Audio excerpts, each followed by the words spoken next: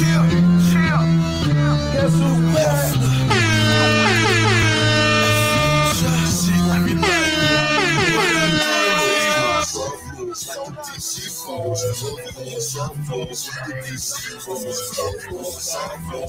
PG is not DC. We getting money whole time, fucking bitches whole time, rapping DC whole time. We getting money whole time, fucking bitches whole time, rapping DC whole time. Your shine whole time, doing this whole time, whole time, doing this whole time, doing this whole time. Man, you're back, doing this whole time.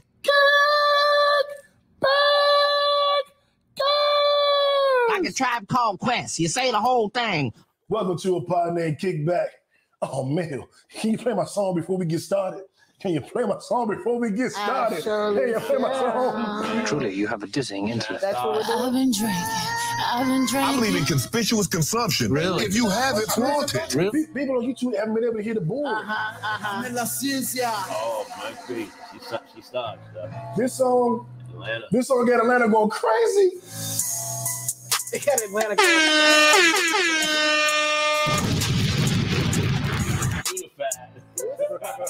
Get ready in this bitch. Swag. Oh, This girl. sorry, not sorry.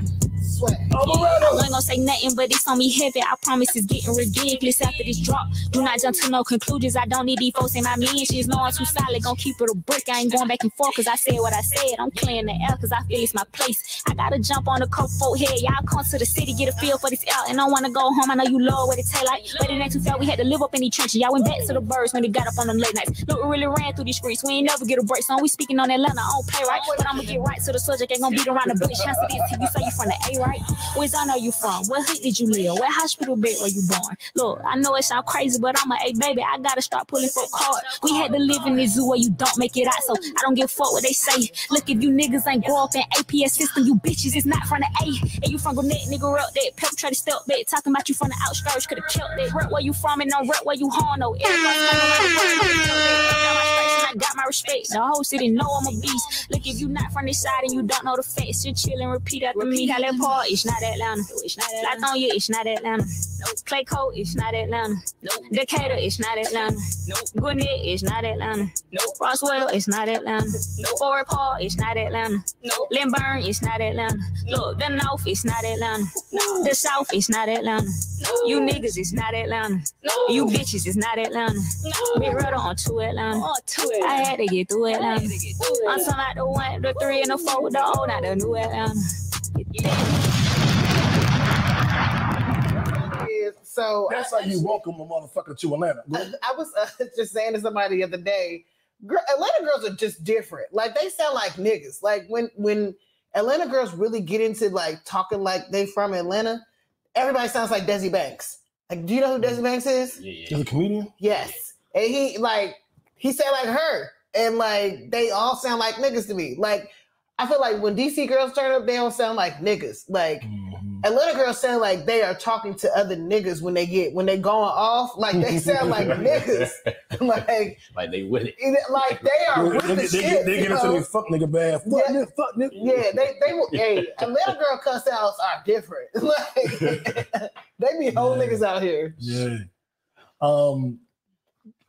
You can tell we got to talk about Omeretta and her song because they had the internet and the interwebs going crazy. What y'all say? Beyonce's internet going crazy. Well, I guess that'd be Gucci Mane's internet going crazy. Okay. They talking about what's not Atlanta. Yeah, and I've been fucking with Gwinnett is not Atlanta. Omeretta for a minute. She had a song called what could you think? Basically, like we ain't chasing niggas, but she fights. Yeah. Oh no, she can. Really I like a lot of her songs. She can really spit. Yeah. That's why I jumped. That's why I popped off like it is because she's spitting. It only pop off when it's for real, and when the person that's putting it out there literally performed it right. So she's definitely very Atlanta. Oh, definitely. She went off on Lil Baby a couple months ago in the Shade Room because he put out that song. whatever song it was, he put Megan Thee Stallion on the remix. She was like, nigga, I'm from Atlanta. Yeah. Like, why the fuck you ain't put me on it? Yeah. I remember you talking about that. I fuck with Omeretta. I mean, he really should have, though, because like that would have really put her on. Megan has a platform. She just put herself on. Not as much. And just so y'all know, Omeretta, you always come down to sit on the sofa with us anytime you want to. Show love. Your song, Sorry Not Sorry, is the first song on the Pod Named Kickback playlist. So you have the prime spot the second time, because your last song, I put it up there too, because I'm going to show love. This is our second home. So we got to show love to the second home. Always will. Rooting for the underdogs. Go get it, baby girl. Welcome to a Pod Named Kickback. Yeah. It's like a tribe called Quest. You say the whole thing. Also known as the Black CNN and the Revolution. Will be televised. I'm no breaks new, the righteous ratchet. If you throw it out, catch it. If you got it, I'll match it. Every Monday.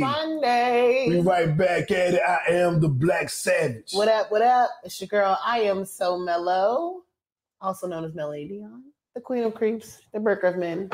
Also known as the Conscious Creep. Here for another week. Straight to the point, J. Lou, we here, man. Good to see y'all. J. Lou, what it do? We out here. Hey. All right, man. High, low of the week. How we feeling? What's going on? We want to start it off. J. Lou, you go. All right, high, low. High, I was able to get back to DC. Y'all know I round of applause for that shit. I was able to get back up top. We had got, me and my daughter, we had got COVID around the holidays. So we supposed to go up there for Christmas. So we couldn't quarantine, get the negative test, all that stuff. So we went up February, we went to Valentine's Day weekend a little bit before that. So I was able, it was a good week, able to see the family. It was like my pops, he passed away, but his birthday was on the 9th. So I was like, all right, cool, go up there, go to the gravesite. Valentine's Day, she did. She got like 3-4 Christmases. You know what I'm saying? And one, everybody held their presents because they wanted her to come in and open it. So you know what I'm saying? It was a good week. Low, I ain't really had no low. Good to go. Okay. All right. Sounds good to me. Me? Yeah, sure. Mel got a great high low this week. Like, look, I'm closing it. I'm closing it out. I said what I said. I looked over him like, you gonna go? Tell him when to go. Okay. Let's see. My high. Let me see. What my low? My low. I had a rough start to the week, like a real rough start. Just looking at a couple different things. It's only us here. I can talk to you guys. So I'm an entrepreneur, and I've been pursuing different business opportunities, and a few of them didn't work the way I wanted them to work. And so I have added a 9-to-5 to my entrepreneurial endeavors for the first time in over a year. So that was a low going back to the, I'm not working for the man, but having a actual job. But it's also a high because it's going to help me be better prepared for when I do my next endeavor. So my high of the week, I think that's my low and my high. Yeah, okay. That's my low and my high. Okay. Oh, and one of our Nipsey Hussle Awards that I didn't mention, because it was going to be a surprise. I know she about to say something anyway, so I'm going to go ahead and jump on her thunder. Our Nipsey Hussle Award winner, first winner of the week is Melanie Dion. For being in. Always trying to take somebody. I'm trying to congratulate her. Mel worked on her. I'll let you tell them why you're winning the Nipsey Hussle Award. Okay, well, I'm gonna just roll this into my high-low. So, it wasn't in your high-low? It was in my high-low, but I'm like, you just like kind of like threw it out there before I could. You know, Lou always want to be in the mix. Like, you're like, nah, I want some. Because I wanted to surprise it. I put a question. If y'all look at the notes, I put Nipsey Hussle Award question mark, and then a second one and the third one. And you were the question mark. But I figured you was going to say something. So I didn't want to, I wanted to make sure it rolled in correctly. Go ahead. Here we go. Lord. Okay. So I've had a really good week. There was a low, but I'm not even going to trip off that low because for all I know, things may change. So I'm not even going to break it up. But my high, I have a couple of highs of the week. So one of my highs is I got a really, really good workout this week. A couple of them, two Not more than that. What was his name? Ha ha ha. It was Jim. His name was Jim. He got jokes. But no, I got a really good workout in, so that was good. I felt that shit for days. My second one is my childhood. Like, I've known this dude since I was 5 years old. My childhood best friend, my first guy best friend, came in town. He was in town for a funeral, but he made it a point to reach out to me so that we could get up with each other because we hadn't seen each other in over 20 years. God damn. Yeah, but that's my nigga though. Like, we used to be like, I've literally known him since I was 5 years old. So this is a sandbox friend for real. Damn. Like, and so like he knows all my friends. He's dated several of my friends. Shout out to you. Let's compare notes. Say no, let's not do that. Man, I have so many memories with this dude, like growing up on the chat lines and doing dumb shit. Like, I don't know if y'all remember the chat lines. Hell yeah. So that would be Party line. Right. Us on the phone all the time. Me, him, one of my friends, one of his friends. We threw parties and stuff. So like, it was really good to see him. He knew my mom. I know his mom. Like, it was good to see somebody that I've known for that long and just catch up. And it was just like no time had passed whatsoever. That's what's up. But the biggest thing that happened to me this week was waking up on Saturday morning to an article sent to me by my chef. Shout out to Chef Max Hines. That was posted in the Atlanta Journal-Constitution that has my name in it. My name, his name, and several of the other chefs that we're coordinating or collaborating with for this pop-up. So if you guys have the opportunity, please come out to my event. It's next Sunday. I will not be here next Sunday because of the pop-up event, but I'm really excited about it. It's my first one ever. And I can't believe I'm in the fucking paper, the Atlanta Journal-Constitution of all things. Yeah, man. Nipsey Hussle Award. So I'm excited. I once I started reading up more about like some of the other chefs involved, I'm really excited to work with these people. One of them in particular, his name is Robert Butts, but he is actually good friends with another one of my guy friends that I met when I was working at the barbecue restaurant. Okay. And the whole reason I got this job is from working at the barbecue restaurant. So shout out to you, Brian Furman, because you've helped me. You've helped catapult my culinary career. And one thing I can say is people network, because you never know where that networking will lead you. What's it called when you do words back to back that all start with the same letter? Alliteration. You just did alliteration. Mm-hmm. Cultivating my culinary career. My culinary Yeah. I was in alliteration. But that's good shit, man. I'm proud of you. Thank you. I'm proud. I've come a long way in a short period of time. So. Very short, though. Yeah. Like, that's the crazy part. Like I should not be working with these people on this pop-up. If y'all knew their resumes, it's like, how did you get here? But this don't happen. This happened quick, though. It did. Because I left my job in October. Yeah, because how soon was that when we went off air? When did we go off air? In the August. In the August. And then we did that one episode in November. Yeah, so it seemed like it was like yesterday. That's how you know you're moving in the right space, though. Yeah, mm-hmm. That's exactly. That's like a call. Like, you know what? I was scared. I clearly made the right decision. Yeah, I was scared. I'm still scared. I'm scared every fucking day. Because this shit couldn't happen if it wasn't meant to be. You couldn't get this type of level of success if it wasn't meant to be. So yeah. Congratulations. Yeah. So between that and like I just said, networking, man. Now, you never know where networking will lead you because there are so many things that are happening to me in that industry and that could end up happening for the pod. Right. Because of people that we know, networking. So and more importantly though, being a good person while you're doing it. Everybody networks. Yes. But when people don't be a shithead. When people vouch for you like they vouch for you, that speaks to the character and how you were to them as a person. Mm-hmm. Like everybody, like, man, I know this, but they never put you on nothing. Why is that? They didn't. They don't like what you. Yeah, they don't like you. Yeah, I can't trust you with this. But they clearly do. So that's definitely big. So definitely will see that. Yes. Even like we did the lingerie Naughty Nights of Lust, yeah. Lingerie event.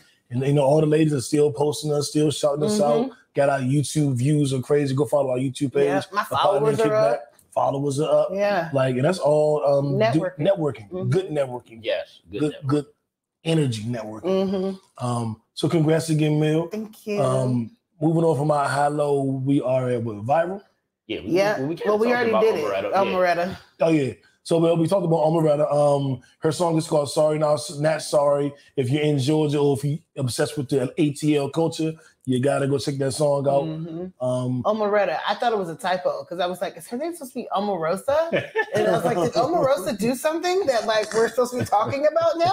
No, bitch, that's the name of the fucking song that you just listened to 5 minutes ago on Facebook. When you were scrolling on Facebook, that's that song. So pay attention. All right, Mel, we in your favorite subject, your favorite topic. Push a button or something. I think YouTube is censoring that. Yes, we gotta talk over it. Never misses an opportunity. Oh, and if you watch, if you're on our YouTube channel, you can see video footage of the Naughty Nights of Lust lingerie show, behind the scenes footage when the ladies had basically nothing, and then there was like a twerkathon. It's a pod named Kickback. I would tell y'all this. Y'all host Melanie and our new mom was in rare fucking form. Rare form. Yo, I can't wait till the Curve weekend, Curve Atlanta weekend. Niggas, we in there. I think it's in July, but I can't fucking wait because that shit's gonna be lit. And I'm gonna find some scandalous shit to wear. Like I gotta tell you something about that weekend off camera. But round of applause for that. Round of applause. But what else we got? We're doing this and that. This is that. That's where we're at. So, well, Mel, this is your all right. So Valentine's Day just passed. Actually, how was your Valentine's Day? Did anybody do anything like? Nah, I was up top, so it was great for me. Yeah, Uh-huh. It was great for me. Like my daughter had a great time out there with my mother, my sister. So what about you, dude? I don't celebrate. And I hate to be that guy, but I am that guy. Yeah. I don't celebrate Christian holidays. I don't celebrate pagan holidays. I don't celebrate Hallmark holidays. I don't. So you don't celebrate any holidays? I do birthdays and Kwanzaa. Okay. Oh, I do Juneteenth. Have you ever celebrated Valentine's Day? Like in the last 10 years? No, but well, damn, I think 10 years you ago. You are not making yourself look good for these female videos. I don't celebrate. That's why I'm asking. I'm like, because I'm like, this is where I'm at. This is where clearly knew it's single. This is but she do. but to give you guys a little bit of clarity, like if I'm dealing with a woman. My name is Niall Tyreek Newman. I don't do Christmas. You know what I'm saying? Like I'm pro-black, power to the people, 5%. I don't do holidays. But if I'm dealing with a woman and Valentine's Day does mean something to her, okay, and she wants to do something, I'll do it. I don't celebrate it though. I think it's, it means nothing to me. But the woman means something to me. That's what's up. So I will. That's great. I haven't been in a position where I had to like. I think I sent the girl an edible arrangement once because it really meant something to her. Yeah. At a job, so everybody could see, you got. We know. But I will tell you this: always works though. Always works. Oh my God. If I don't know she what really likes you. I don't know. If she don't like you, you send her to a job, she can be mad. Slim. Man, I sent somebody an edible arrangement to her job. She was a director. She stopped a meeting and called. I was like, oh my God, I'm gonna have a great time. Yeah. Oh my God, I'm gonna have a great time. She gonna say all the bullets on the gun. Oh my God. Lord. It's worth it. Can I tell y'all this random Valentine's Day story real quick? I don't want to make this episode too long, but I'll tell you this story. It's already gonna go too long. We know you Top Pocket. So wow. I named the girls he dates. That's a well, she names them. You ain't gonna go. I named them. That's a story in fucking itself, but okay. Right. So we were supposed to go hang out. We just started kind of dealing with each other, and we can go hang out. I know a hot yoga studio. This must have been just after the Super Bowl. Yeah. Okay. Several years ago. Yeah, not recently. This is years ago. We were gonna go do hot yoga with Jazz. Does she watch this? I don't even know. I don't care. Okay. Um, I'm like, she was like, how that bitch named me Thought Pocket? She not even on this side of the country no more. Oh, okay. So whatever. But so we were gonna go do hot yoga, which I enjoyed. But on Valentine's Day, they give you like some crazy discounted rate. So we was gonna do dinner, hot yoga. Time out. I'm sorry. Hold on. Y'all were gonna do hot yoga. First of all, have you ever done yoga before? I've done hot yoga. I was doing it before Jazz. Who thought this was a good idea? To do hot yoga? On Valentine's Day. That's lit. Okay. That's new. And it's a hell of a fucking sweat. That's my whole point. I'm just like, this does not sound romantical on Valentine's Day. Have you seen her body? You remember her body, right? I do. Yeah.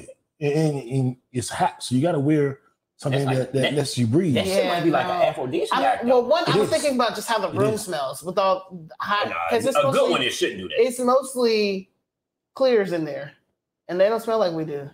Well, that one is a black instructor. But it is a balance. You're right. But I'm like, this is just right. But if you tell a woman, it wasn't a Valentine's Day date. It was let's do something. Tuesday. You know Tuesday, Valentine's Day. Oh shit, I didn't know that. Well, I was celebrating. But I do know this. There's a yoga studio. Do you like yoga?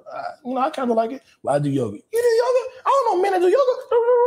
Well, we can do this. We can go up there. I know the instructor. My own girl did. We can go do yoga, and then once we're done, shower up, and and I'll cook, and we can do. Well, okay. I don't want. Did you make her your little aluminum foil packet? Nah, you know that. No. Go back to what was my first go-to? West Nile, whatever. Salmon cakes. The salmon cakes. Hey.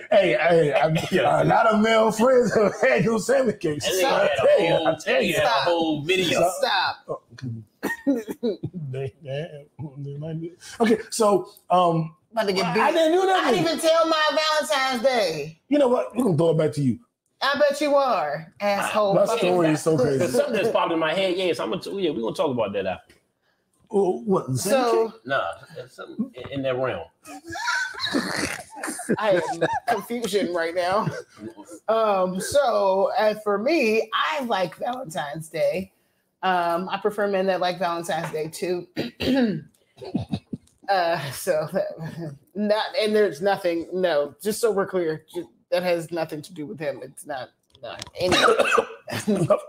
We gotta clarify because people be assuming shit. And I'm like, that is not a thing, okay? Shannon said that. Shannon was like, that is not a fucking everybody thing. that watched the podcast when she was on it, she was like losing niggas. Like, nah, you fucking knew. And she was like, no, I'm not. Like, what the fuck?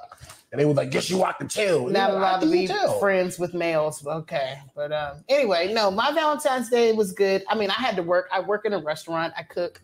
So that was Valentine's Day weekend is the busiest weekend of the year for the restaurant industry. So obviously I'm not available on Valentine's Day, but I was able to celebrate around Valentine's Day with my special person. And we had a good time. I enjoyed it, as I usually do. Okay. Wow. Again. But no, I mean, I like Valentine's Day. It wasn't always a holiday that I enjoyed because for a long time, my mother was the only Valentine that I had.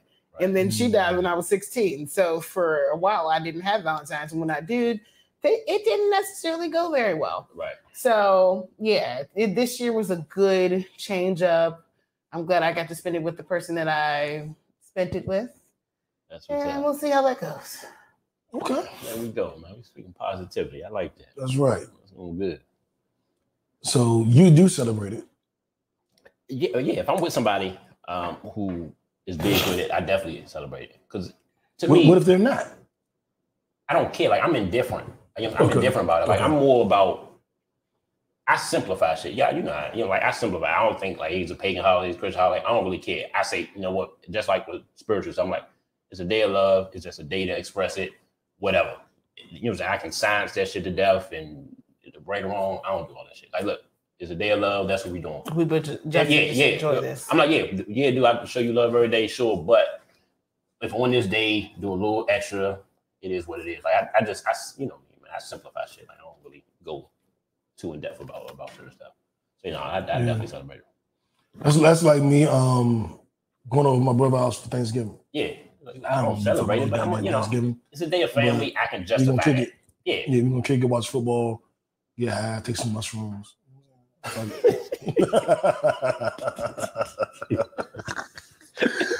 So what about you, kickbackers? Do y'all do Valentine's Day? Is that still a thing? Ladies, could you be with a man that doesn't celebrate it and won't?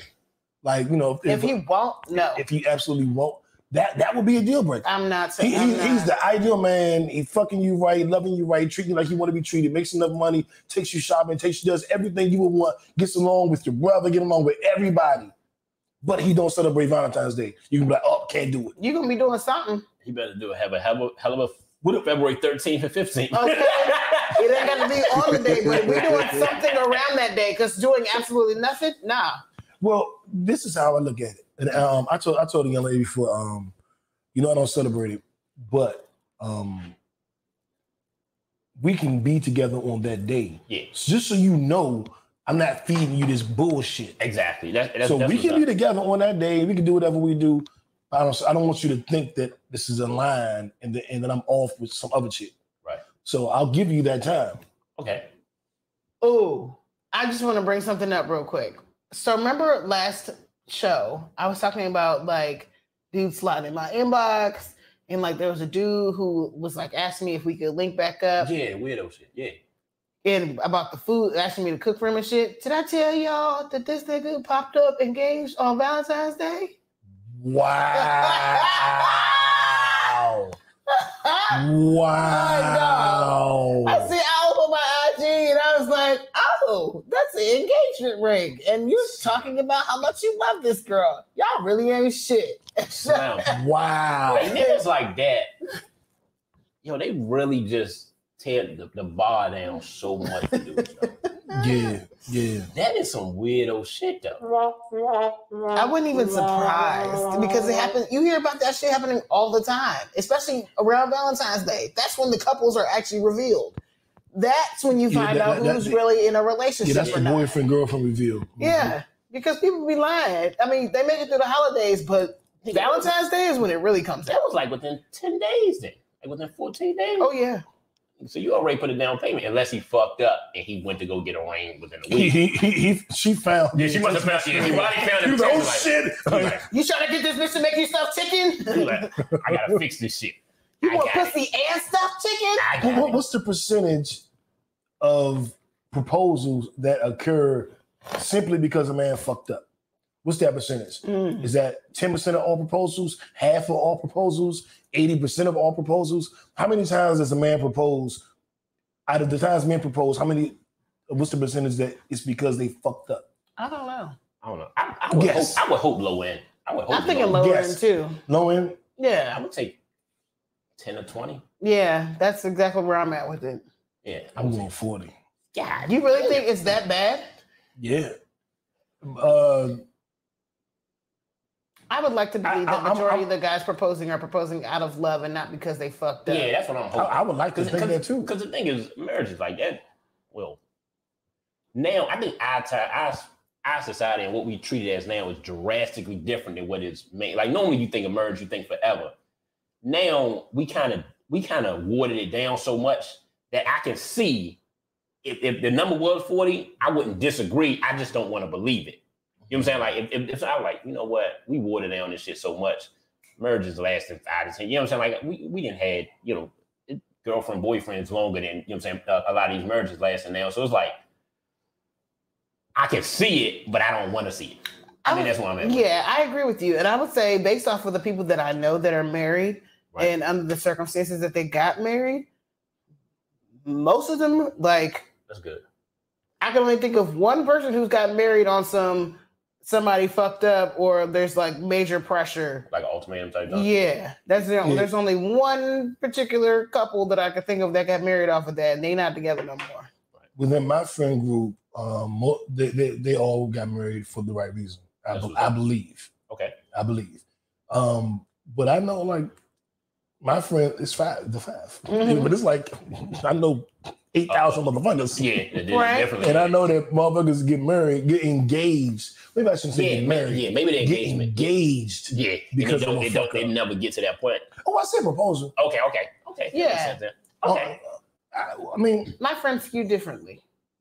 Right. huh? People that I know skew differently. It's when they're getting engaged, getting proposed to. It's not because somebody fucked But up. that's what I said. My friend group gets engaged because they love each other. Right. But I But you're know- saying but other there people are outside of that. Yeah, they're I'm including all those people. tertiary. Okay. I'm including all those people, and I'm saying even those people are getting engaged because it's a love thing and not because What's that? you know. That's good money. Yeah. So that's why I want to believe. I'm gonna ride with J. Lou on this and say it's in the 10 to 20%. Yeah, we hope. Yeah, I just know a lot of ain't shit niggas. Well, not like they're in my friend circle. I know of a lot of ain't shit niggas, and typically. But that's not the majority of them, though, right? I mean, when you include new dudes Nah, 'cause I and think women, your main that's group like is 10, solid. 20% I'm of not ain't shit talking niggas, about right? I know my group. I'm not talking about people I. I'm talking about people you know. Yeah. People. Well, I'm telling you, going off stories that I've heard, Okay. because you would have to discount anybody I associate with, because I don't associate with niggas like that. Right. So this is not gonna be nobody you're gonna meet hanging with me. This ain't gonna be nobody they're gonna come visit down the line. So these aren't people that you'll ever meet from me. Makes sense. Because I don't fuck with niggas like that. But I have heard the stories. Yeah. And I know every nigga that get caught cheating proposes. That's it's like, baby, I'm sorry. Will you marry me? That's just like, it's the book. That's what niggas do. That's how you get your girl back. A lot of times you gotta propose. I'm serious this time. I'm so serious. I'm not gonna cheat. I got a ring. Now, do you believe I'm not gonna cheat so I can go for some bitches? But anyway, that's them. That's not us. Heard. That could have been a what the fuck story of the week, but our what the fuck story of the week. Oh, there's some discussion. There's some J. Lou. I'm gonna let you introduce this young man. Shit, I don't want this crazy. This some white people shit though. This It really is. When I saw it, I was like, this is definitely the Clears. the teacher. No, why you calling them the Clears? What city? What Clears, state male was she in? sapiens, whatever. What city was- Yeah, she was in Louisiana. Yeah. The teacher served her kids cupcakes with her husband's or ex-husband semen. So she has been sentenced to about 40 years for sex crimes, as well as her husband or ex-husband, whatever it is, he's going under trial now. So there's a whole bunch of sex crimes that they had. Yes. Underage, issues and all that stuff. So all of it, obviously they won't go to jail for a long time. But it's just some disgusting shit that every mother, father will want some time with them. Like, look, man, let's leave me in a room with them for a while. Why do it? That's disgusting. We do a whole lot of talking about don't kink shame. Nah, But this what ain't. the fuck is this? You're involving minors. You're involving other people. Well, minus makes it worse. Yes. If it was just other like, people, listen, that's one thing. There But might other be some people that adults are out here minors. who like semen in their cupcakes. I'm not one of them. If that's your thing, I don't that's go your to like thing. any food that I never. All right, good. He just had to take it there. He does always take it there. But like, you can't do shit like that to kids, man. No, you can't. What? That's and there's a restaurant where a guy. No. Well, this is a little different, but there's a story going around about a guy that was jerking off in shoes at a shoe store. Oh my god! And there's a class action suit against the store. I think it's athletes. I don't know what store it is. I don't want to say the wrong name. Oh my god, that sounds even I don't want to worse. say the wrong If name. you say that particular store, knowing what Athlete's Foot is, and then they had this dude jerking off his shoes, that is just gross. Yeah, and they released a statement apologizing and saying they're going to move swiftly to deal with it. And I don't know if it was them or not. I don't want to say that. And then they sue us because we have 1 billion views and people listen to what we say. But y'all got to relax with the semen, man. Like, you got to relax. Semen is to be received willingly, only. Y'all got to relax. That's disgusting. Yeah, It really that's is. just some disgusting shit. That is a classic example of a what the fuck story of the week. So Yeah, classic example of WPS. Exactly. Tell J. Lou what WPS is. White people shit. Oh, Oops. yeah. No, that's definitely some white people shit. You keep stealing my thunder today. Okay, well, you take the next. Doom. No, nigga. You go ahead and entertain your white folks from one white person to the next. Go on. That's supposed to be thunder. It's a bomb, but it was thunderous. Boo. Thunder-ish. Boo. In the same family. All right, right. And Joe Rogan. So dumb. You are really dumb. For real. Joe Rogan has been, he's been on record. They put together a little compilation of him using the N-word. Him saying it in the context of quoting other people saying it, and him saying it in the context of him saying it. The most offensive thing that I heard was the story about the Planet of the Apes. He was going to see the movie The Planet of the Apes in a black neighborhood and got out of the car like, God damn, we in the real Planet of the Apes. There was so many black people around. Joe Rogan is the biggest podcaster in the universe. There isn't a number 2. He's the top 10 by himself. He's a smart guy. The only reason I would think that he would say these things is because he thought he could get away with it. And at the end of it, he was like, man, I was racist. I shouldn't say that. Which means he thought about it. He knew that shit was wrong. But he said it. Yeah. If you think about it afterwards, well, we're all human. But you couple that with all of his N-word tirades, and it's just like, are you stupid? Are you dumb? Are you really dumb? For real. For real. I don't like it. We meant to talk about this last episode, and the drinks are flowing a little heavier than they were this week, so you skipped it. Skipped a lot of shit. But like, I don't like it, and I don't respect it.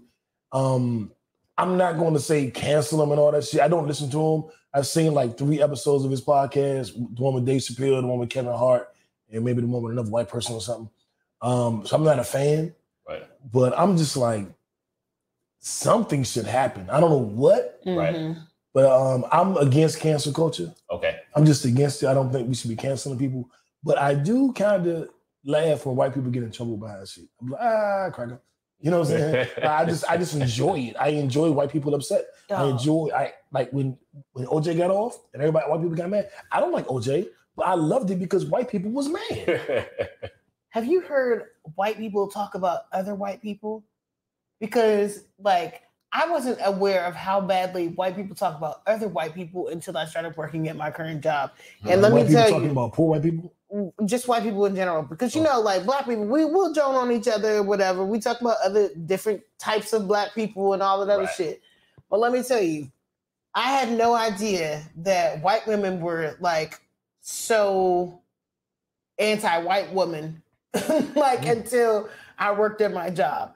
And let me tell you, there are a couple of them that go on white, like they make comments every day that I just be like, man, I am cracking the fuck up laughing because y'all are going on white women and just talking about like how the privilege of white women and just like how upset it makes them, And so these are poor white women talking about the rich white women. I wouldn't say they're poor. They're middle-class white women just talking about the privilege of being a white woman, about how obnoxious white women are.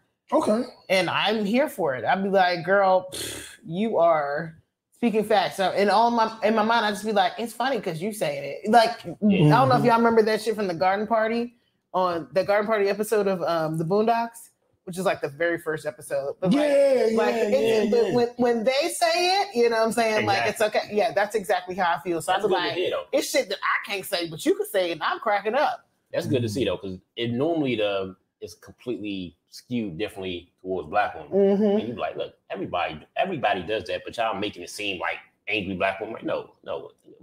Women, you're gonna talk about certain people in your surroundings. You talk about what you know. Yeah, exactly. Just like as a black woman, I'm gonna talk about other black women. But man, these white women be going on white women, and I be dying. Exactly. It just don't get publicized in the same way. So that clarifies the whole only black people talk down to each other. Nah, white people talk down Murders to only each other happen in too. the black community. And for the record, Right. there is crime, no such thing as black on black crime. It is not a Fucking thing. cracker. Like there's white on white crime, Japanese on Japanese crime. Crime happens where people live. Yeah, you people attack tend to live people- around people that look like them. Exactly. And so the black people are committing crimes against other black people at this relatively the same rate as white people committing crimes against other white people. you do what you do in a community that you exist within. You know, I'm not even good at it. I was about to go there. I'm not even going to go there. So, but Joe Rogan, I don't want to beat a dead horse because this has been a topic that's been out for a few weeks now. Yeah. But I will say, you do get the Don't Be Dumb Award, so we're going to play your anthem. So dumb. You are really dumb. For real. Can I throw in a quick contender for Don't Be Dumb? And y'all might not like this. Uh-oh. Kanye and this Kim shit. Because we didn't get a chance to talk about this. You know, that was one that we skipped. No, I think that's a good one to go to. I agree. I do not like how all this shit is playing out. It's not a good look. It's not a good look for him.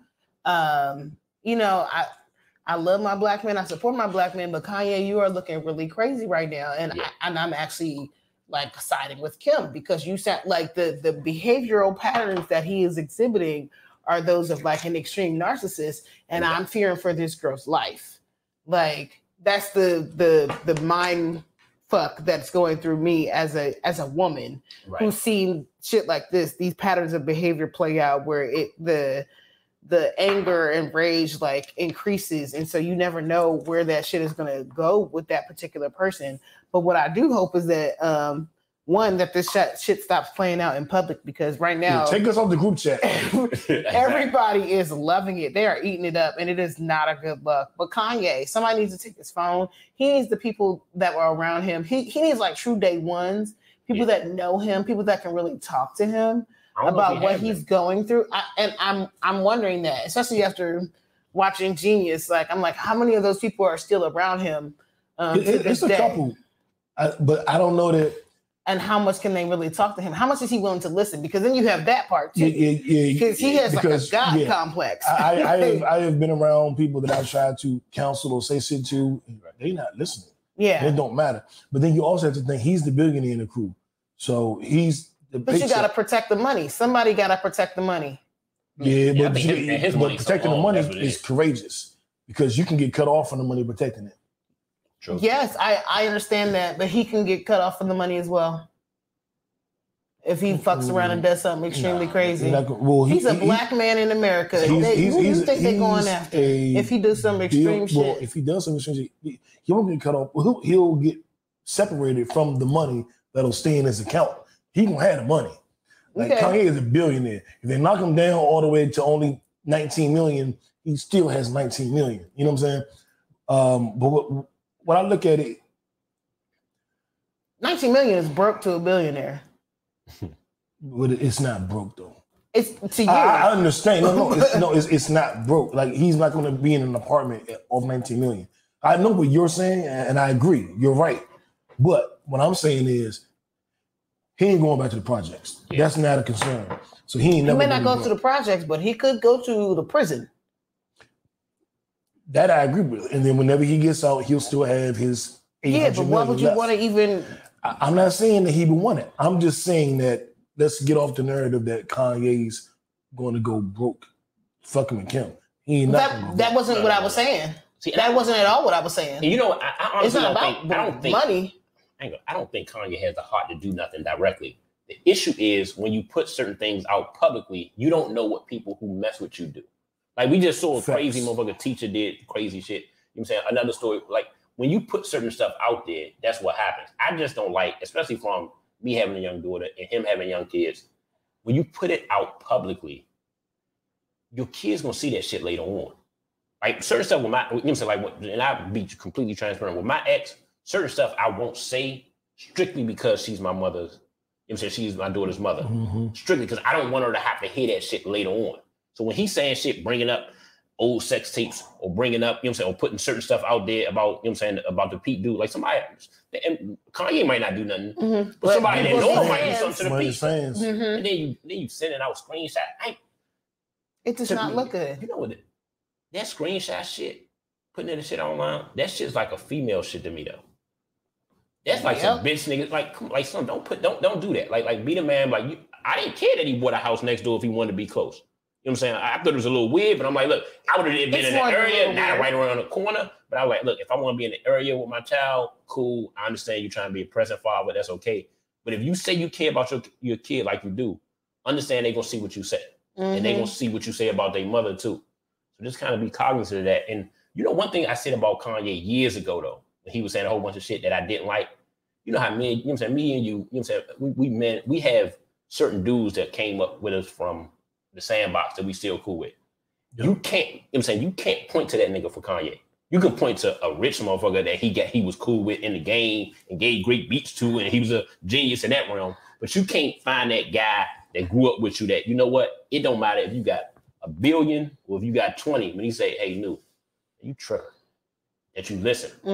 I don't know that person for Kanye. Like Jay got niggas that you say that about. Tata, Beehive. Exactly. Yeah, we can maybe Joe. You know what I'm saying? Joe, all the top people, they got niggas like that you say that about. I don't trust niggas that don't have men they same age and shit that they been cool with. Yeah, I just don't trust them. You know what I'm saying? I'm like, look, man, you got a whole bunch of, you got 5 female best friends. I'm okay with women and male best friends, but if you were the opposite of the same sex and you don't have no same sex friends, I ain't gonna lie, that shit's a little weird to me. And not to say the subject, but I look at women like that too. I'm like, where are your girls? Like, what is my oldest friend? We've been friends for 7 years. Some harmony. You know, I got friends that go back decades. Yeah. Facts. I got real day ones. We know how women do the thing. I don't like girls. I don't hate with women. They're catty. Oh, that's a red flag. Yeah. And you don't. That's a super red flag. Your oldest friendship is 4 years. Yeah, no, I don't trust that. I'm like, you did something shady then. Yeah, that's what it is. Maybe there's a lot of sketchy behavior in there. You did something. You slept with somebody, I can't trust that. Or you talked about her behind her back, and I'm like, look, it's some shady shit. Yeah, because I value my friendship. I got friends that go back 35 years, men and women. You know what I'm saying? Like, I got friendships that go back 20 years, 15 years. I mean, I'm a person that makes friends easily. Yeah. So I mean, it's not difficult for me to make new friends. Yeah. But like, the average length of time that I've been friends with someone is not going to be less than 10 years. Yeah. Because I value my friends. And you about to blow up with the culinary and everything. So even when you get to that level, I'ma still have my day one. And if they tell you something, it's going to hit different than if somebody else. They be like, you at least second guess yourself. Like, let me think. You know what I'm saying? I know this person got the best interest. You know what I'm saying? For me, so let me shut the fuck up and maybe listen. Those are always the people that I go to. Exactly. You know, you had them because they know me the best. I don't know that he got one. I think he got like all females, you know what I'm saying, in that space for him. Like, I don't know no guy that he said, like, this was my guy from the beginning. All I know is the guys that he gave beats to early on. They're like, hey, man, I'll wait for Kanye. Or niggas that was mad that he wouldn't give them beats. Yeah, and now they're friends. My shit with Kanye is like, what I do is I assess the behavior. And I'm like, okay. He's acting like a nigga that doesn't have control. He's complaining about things that Kim is doing that he can't stop. He can't stop her dating old boy. He can't stop her from putting North on TikTok. He can't make her invite him to the parties.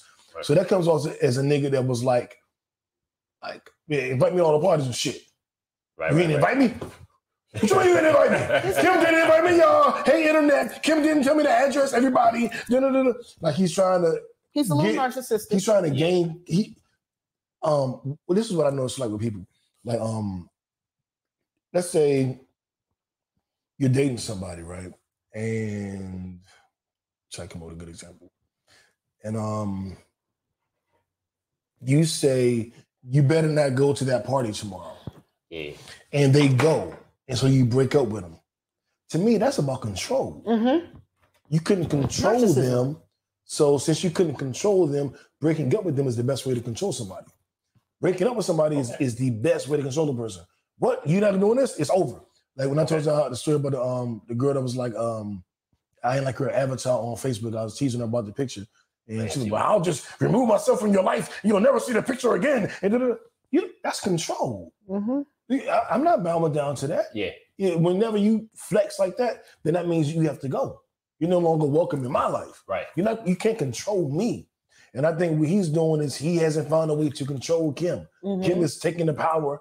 Like, usually when you take the power from somebody, they're gonna, try to attack you or cut off communication, or they're gonna do something to take the power back. Yeah. And what I'm watching in him is a lack of control. And fellas, I tell you this,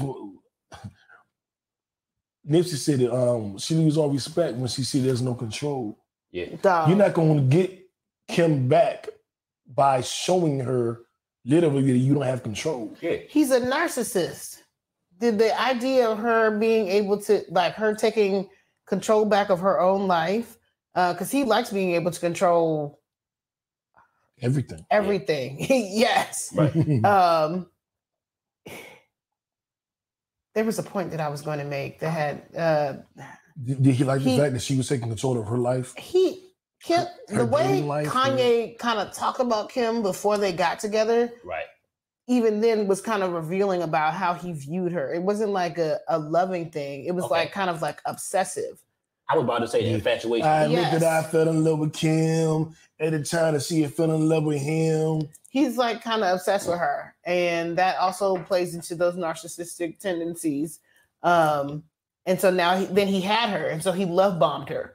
Like, he gave her all these things, you know what I'm saying? And made it great. And then when shit started going wrong, that's when you started seeing like the manipulation really coming out. So yeah, I just, you know what though? I didn't see that in their relationship until it ended. Me personally. Okay. I think a lot of times you don't see certain stuff when it, you know what I'm saying, until it ends. I remember his whack ass album that nobody liked that he put out, and he had a song called "She Didn't Leave," and it was like, I have fucked up in every way possible, but she didn't leave. And I think that's and that was the song. That's what's killing them though.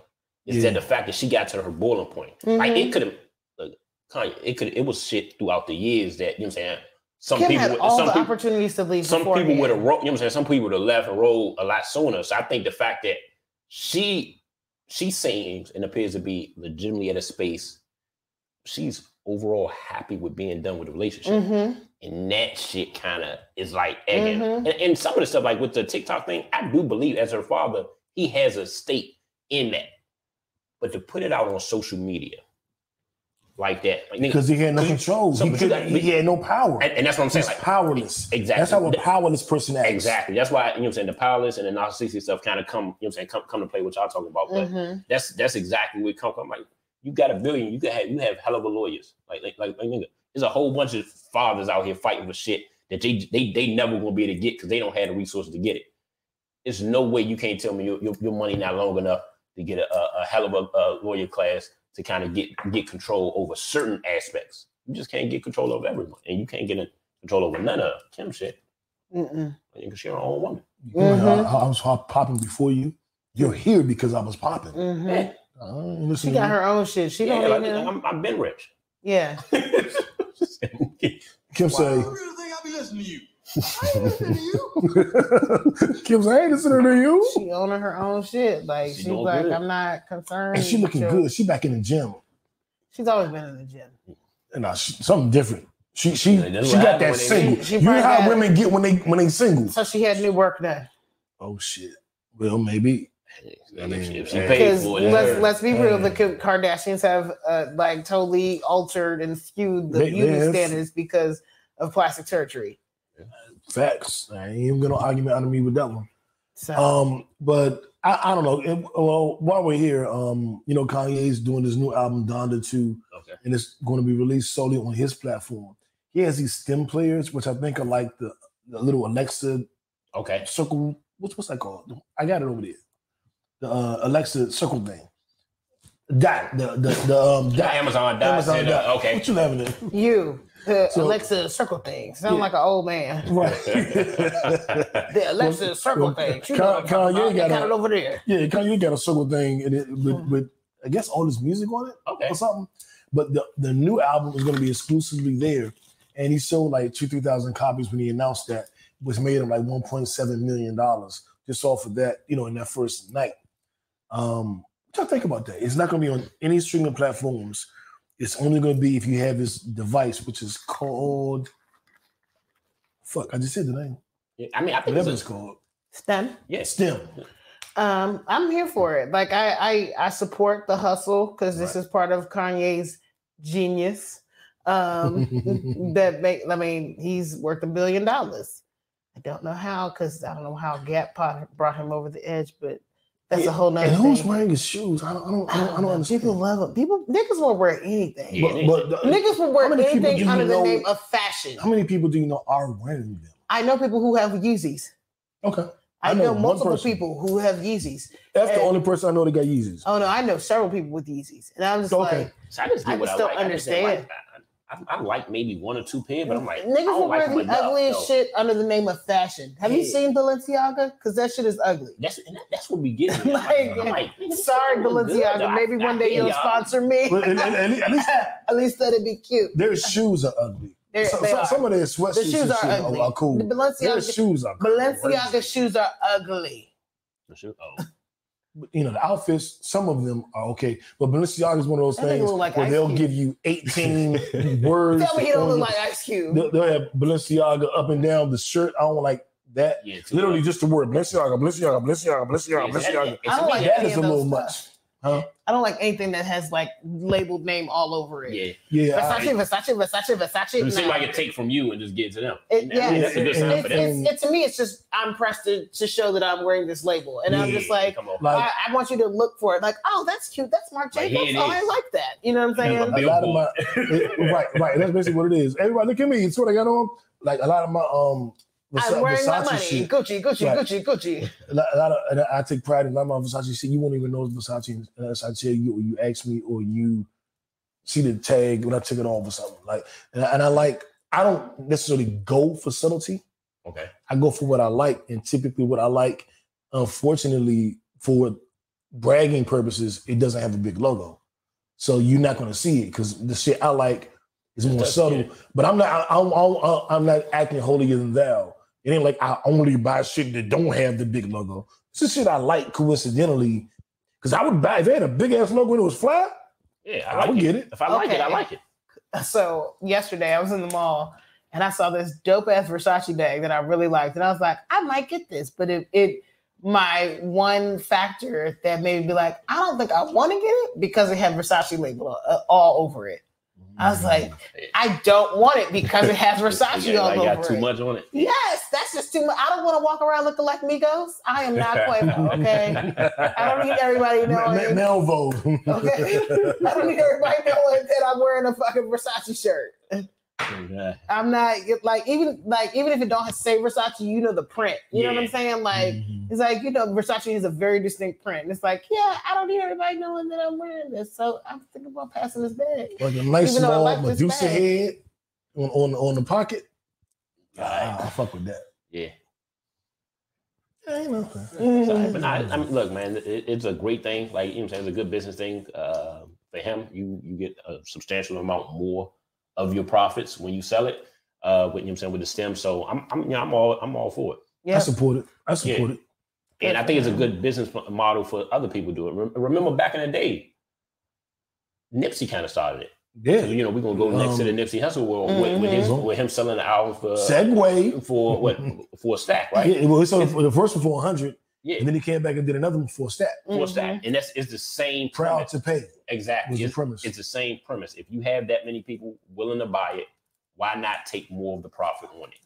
I can't as a rapper, you sell 2,000 to 5,000. It's more than you getting a billion streams on some of these apps. Why wouldn't you do that? If you have that ability, if you work your name up that much, so I'm all here for it, and hopefully some of these, you know what I'm saying, some of these other guys do the same thing. I'm not mad at Kanye, and this is not a critique of Kanye. This statement right here. Is that Music Soul Child? But I'm sorry.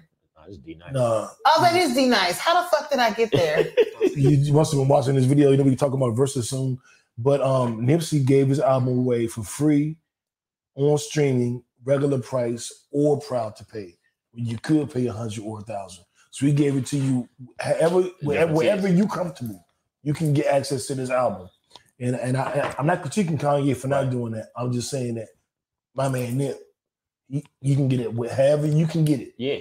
Somebody did it. Wu-Tang did that one time, right? They only released one album. They only Well, sold no, one album. Wu-Tang. Was it Wu-Tang or It something? was like explain one copy, wasn't it? It was one copy of the Yeah. album that was $1 million. But that's the exact same premise of what he's The doing. government just took that. different ways. The government took it from the white It's in guy. like the Oh, archives. Scarelli. Martin Scarelli, who was He's a fucking creep. overcharging the HIV medicine. Yes. He's like fucking people over. He's the a creep. government Or found out he was a EpiPens or crook, something like that. and they took the album from him. Oh. And it's now saying that album may be available to the public at some point because the government owns it now. Oh. He paid $1 million for it. Wu-Tang got paid. Well, yeah, Wu-Tang But got because of all of money his for it. got their bullshit, the government is taking it, and we don't know what's gonna happen to it now. It may be on DSP soon. Wow. Never know. Wow. But Since Jamie, we're watching the fucking All-Star game, can we talk about LeBron? Yeah. let's talk about him. We had the Nipsey Hussle Award. Mhm. I was one of my favorite topics. And we got 2 this week, so that's always a plus. One, LeBron becomes the all-time leading scorer. And that's big because you think of LeBron, you think of him as a complete player. I would probably argue that he's the best point guard to ever play in the NBA. You So wouldn't let's think of that. necessarily be wrong. Assist is to pass is passing the ball for to simplify it, and he's the leading scorer. So that's a testament of the greatness and the career that he's had. And obviously, we critique LeBron when you compare him to Jordan so much. But man, sometimes it's just like it's good to accept and give him his flowers. He's one of the greatest players to ever play the game. Some people say the greatest. Some people say top 2. But he ain't past top 3. He's definitely GOAT status. And if anybody say he passed top 3, look, don't listen to shit they say. You can make an argument, but nigga, you can't go past 3 and make the argument. Though. Yeah. Not with him being having assist, score. He leads in scoring. Is not known as a scorer. Right, he's gonna be 40,000, 10,000, 10,000, scoring, rebounds, and assists for his career. And nobody has that period. And yeah, I mean, that's a testament to his health. Yeah. How much he takes care of his body. That's big. And his just innate ability to play the game of basketball. Yeah. I used to critique LeBron for not having a move. Right. Like, what's your go-to move? Jordan go-to move was the fadeaway. Barkley go-to move was the power dunk. Tim Duncan was the bank shot. What's LeBron's move? He doesn't have one, but he doesn't need one. And that's the key. And a lot of times we do that. We worry about what somebody don't have instead of worrying about what they do. He's great in the paint. You're right. He's great in the paint, period. And he invented, for the record, the logo 3. Nobody was shooting logo 3s before LeBron. Yeah. Now, Steph and Dame Lillard do it better. Right. But nobody was shooting them before him. So he invented the logo 3. He can, on any given night, he can lead, he's led the league in assists. He's led the league in scoring. He hasn't led the league in rebounding, I think, simply because he just didn't want to. Yeah. He's more valuable out on the perimeter, passing, distributing. But I think he could. Yeah, if he wanted LeBron James plays center this year. He's averaging 29 points in year 20, 19, 18, something. I can't believe he's been in the league this long. Yeah, he's been in that long. And he's leading the league he's second in scoring. He's averaging 29 points. Jay-Z has the perfect line for this. There's never been a nigga this good for this long. And you know what? Jordan. And that's not arguable. Like nobody can argue that. Like you can't say we can argue if Jordan is better or not. We can make that argument. But LeBron been good for but you can't say decades that nobody has been in the league past 15 years and been as dominant as he has the last after that. He won a title 2 years ago. Yeah. Well, really 1 year ago because the bubble season was combined with the other season, so it wasn't even a whole 2 years, to be honest. LeBron. He has the record for compiled scoring when you add your regular season points and your playoff points. He is still chasing Wilt Chamberlain's all-time regular points. Season points. And if he stays healthy, he'll get it. He was down by like 2,000 points or something like that. He should get it next year, barring injury or the year after. And he says he wants to play until his son is in the league. Yeah, play with Bronny. And Bronny should be there in 3 years, I think. Yeah, what is it? Am I wrong? No, I mean it depends on when he comes. When he comes out, because now they got. He's a junior now, right? I believe he's a junior. So Best case scenario, best case scenario 3 years. I don't know if he's I like Ronnie. I don't know if he's I don't think he's an out of high school guy.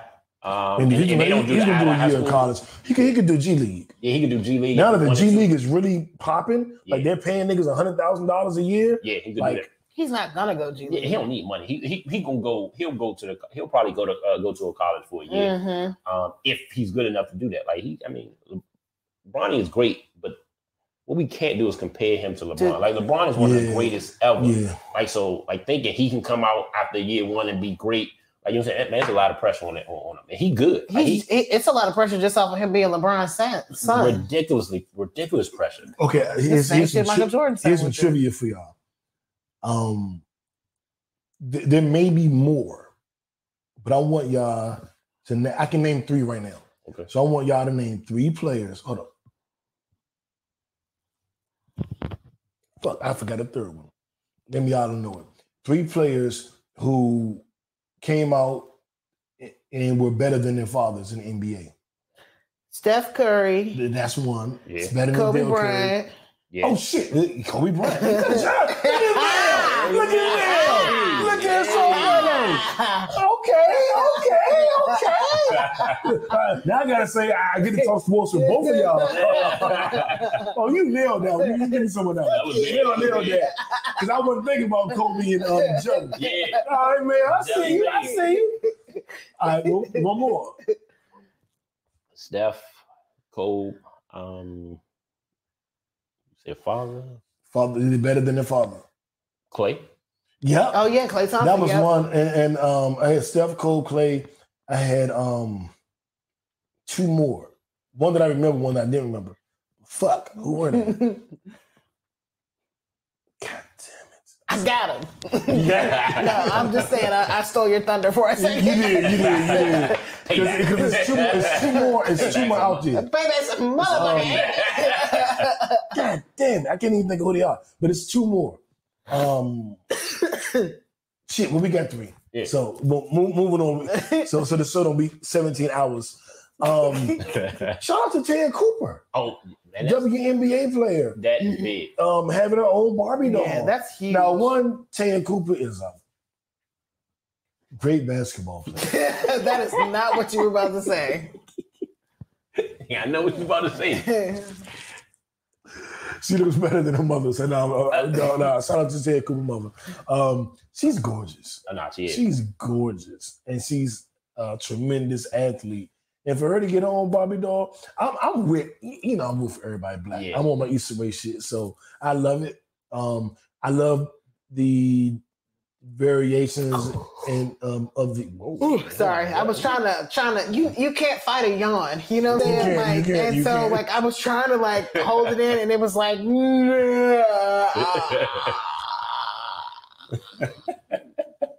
So it came out kind of fucked up. But go ahead, my bad. My bad, y'all. My bad.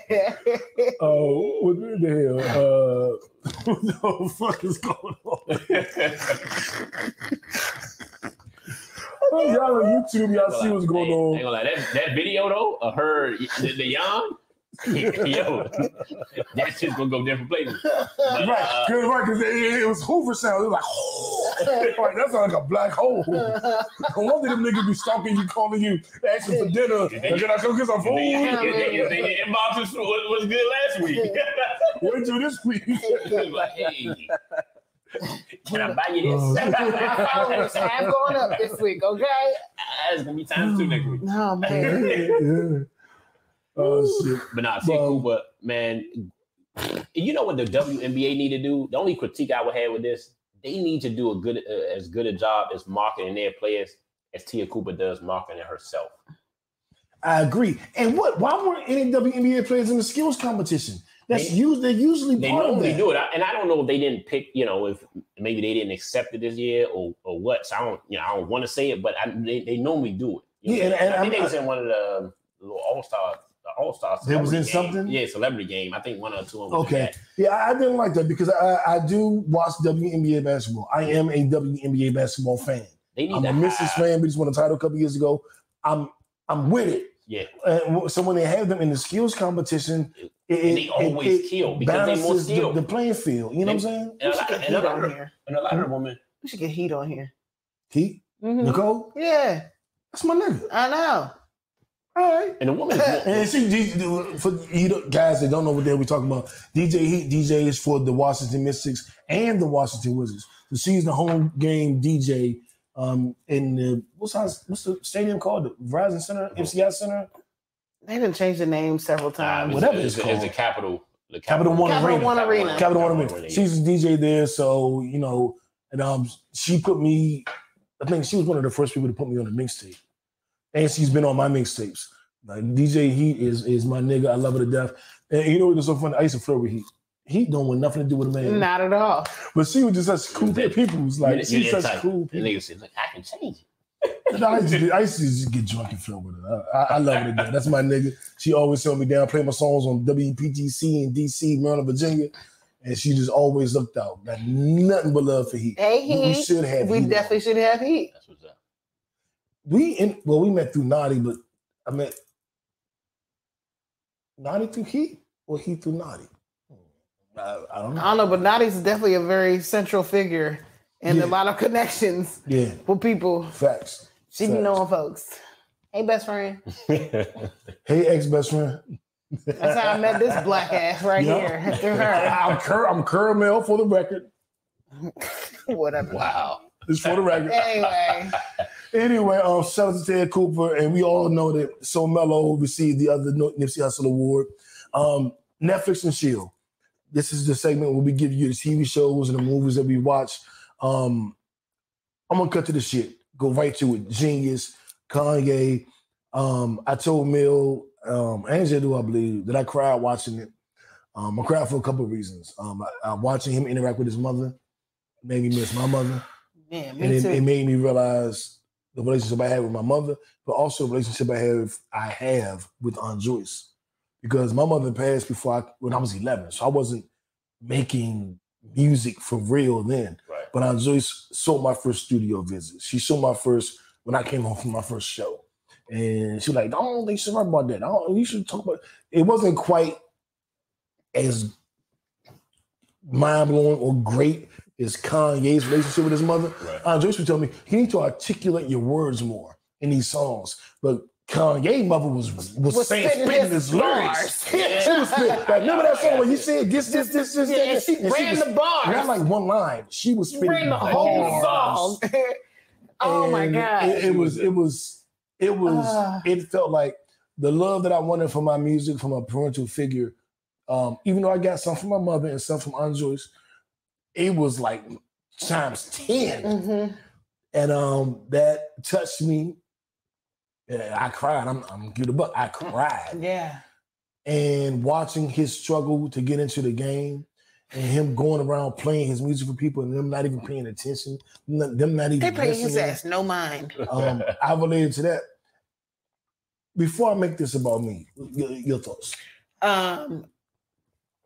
Genius is genius. Like, and for real, it seems like it started as a project it was like an accidental project. You know what I'm saying? Like, oh, well, I'm going to just follow Kanye on his journey to try to make it in the industry. And then seeing how things played out, especially that was the segment that definitely touched me the most. And maybe it's because we both lost our mothers at young ages, but like seeing the relationship that Kanye had with his mother, it was a different kind of relationship. Right. Like I can, and I've said it for years, like the reason why Kanye is the way he is right now, why he's a little off is because of the death of his mother, because it was so abrupt, how it happened. But like, really quick, I just want to inject this one thing. I was texting Smee when I was watching it, and I thought it was a line that I wrote. And then I was like, no, maybe. And then I realized it was one of Kanye boys that wrote the line on Kanye's first album. It's the song Spaceship. I've been working the great shift. Yeah. Dude on that song, GOC says, sometime. I lost my mama, lost my mind. And that line, I made it a chorus for me because I could relate to it. But Do that not sound like Kanye? Yeah, it does. Lost my mama, lost my mind. And I can relate to that line because for a good 10-year period after my mom passed, like I was not the same. Like I felt like there was a good, like I said, 10-year time frame where I was just kind of stagnant in my growth. Like, yeah, I may have made like some progression in some aspects of my life, but mentally I was not all there. I was still trapped as a 16-year-old. Right. And so I can see how him losing her, especially seeing how special their relationship was. Because I know people are mad at Kanye. I'm mad at Kanye.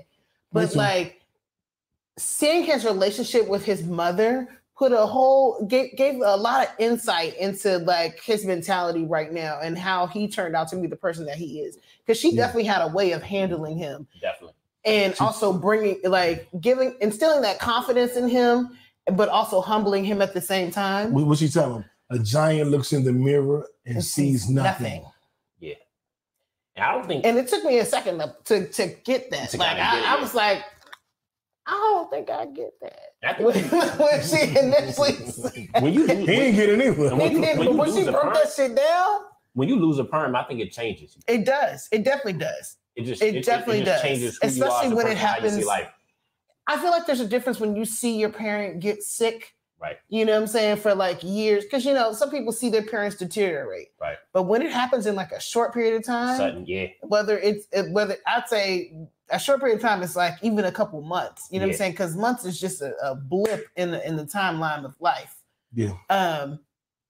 It's different. It hits you differently. And it changes it. I can say that person. I know it changed you. It changed me. Yeah. Like it changes you. I'm definitely not the same. I lost my mother. We went to sleep together and woke up the next morning and she was gone. She was dead. And I found her. Yeah, I found her body. I was 11 years old.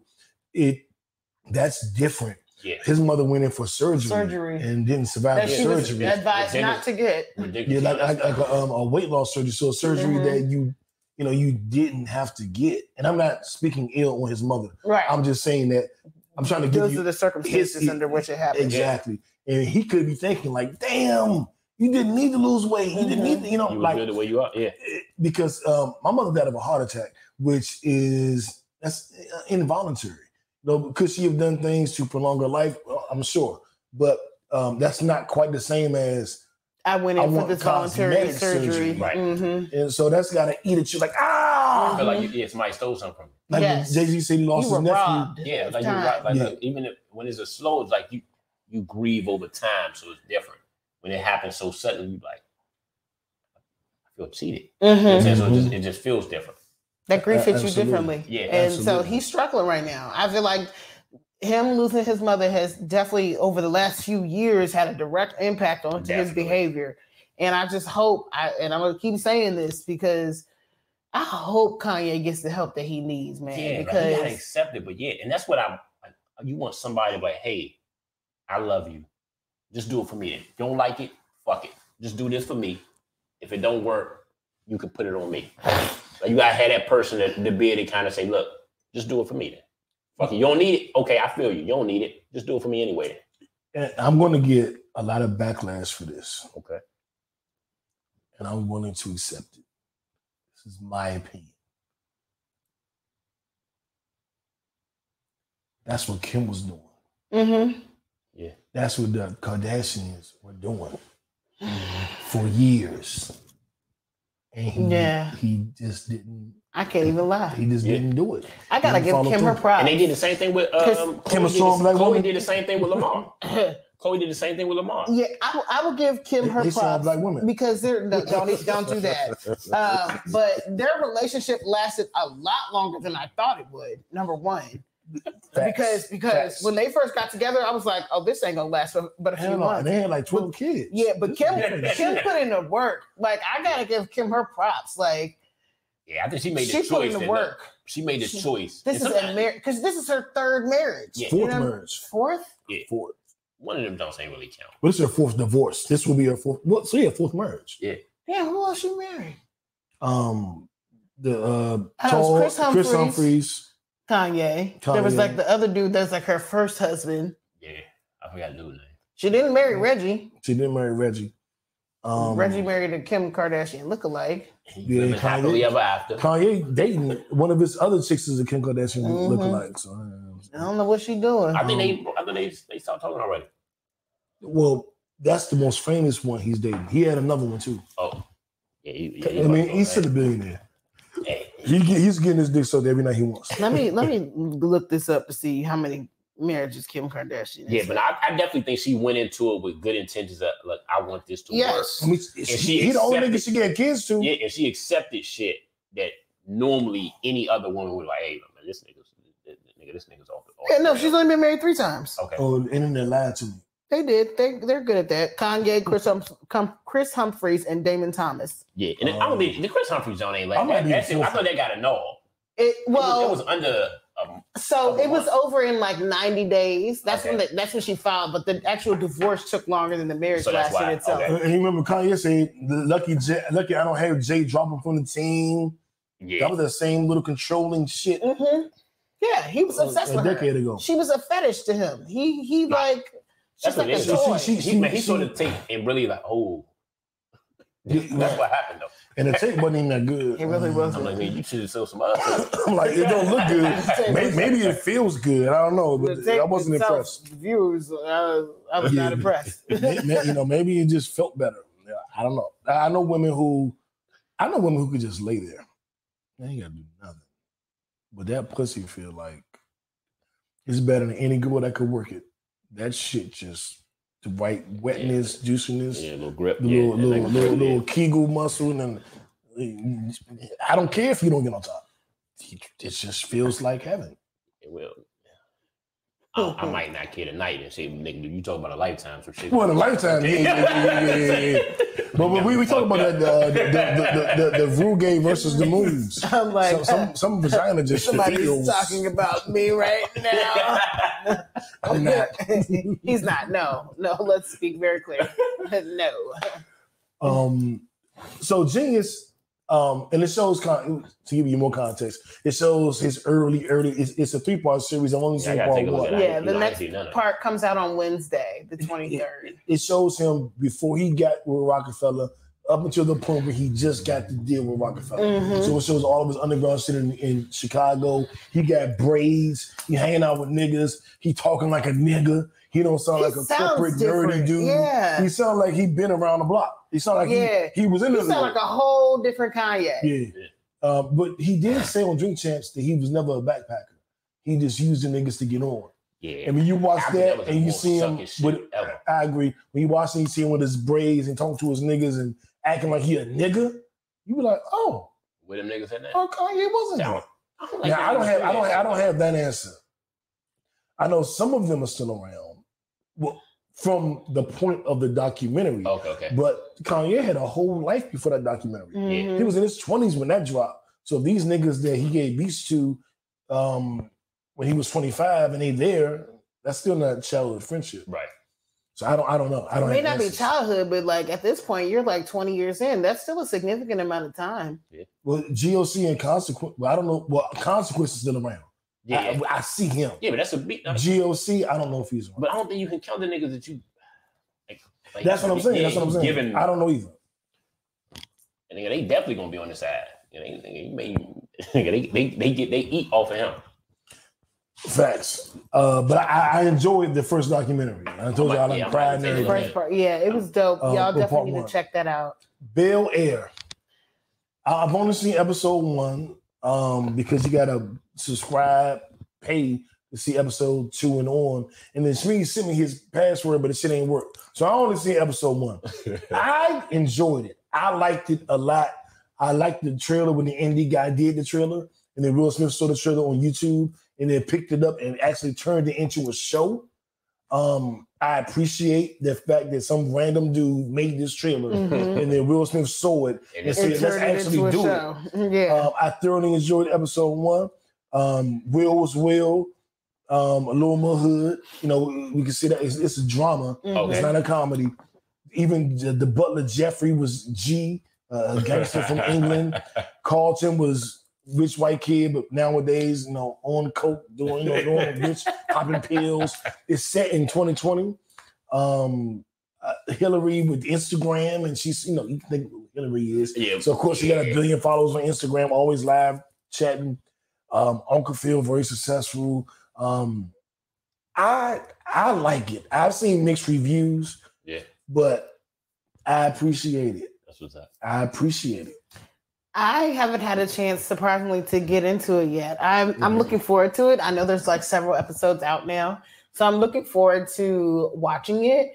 And initially, I will agree, like the reviews I was seeing were pretty mixed. But now, like after those mixed reviews came out, it was just like a whole flood of like, oh, I love this. Like, I'm loving Jeffrey. I'm loving Uncle Phil. The only person I'm not really rocking with is Carlton. Yeah, that's the only thing I saw that nobody liked it. Yes. That's the only thing. That's the only consistent. And that makes me be like, oh, this is probably a really good show because, first of all, the actor who was portraying Carlton, he must be doing a really good fucking job for everybody to hate him.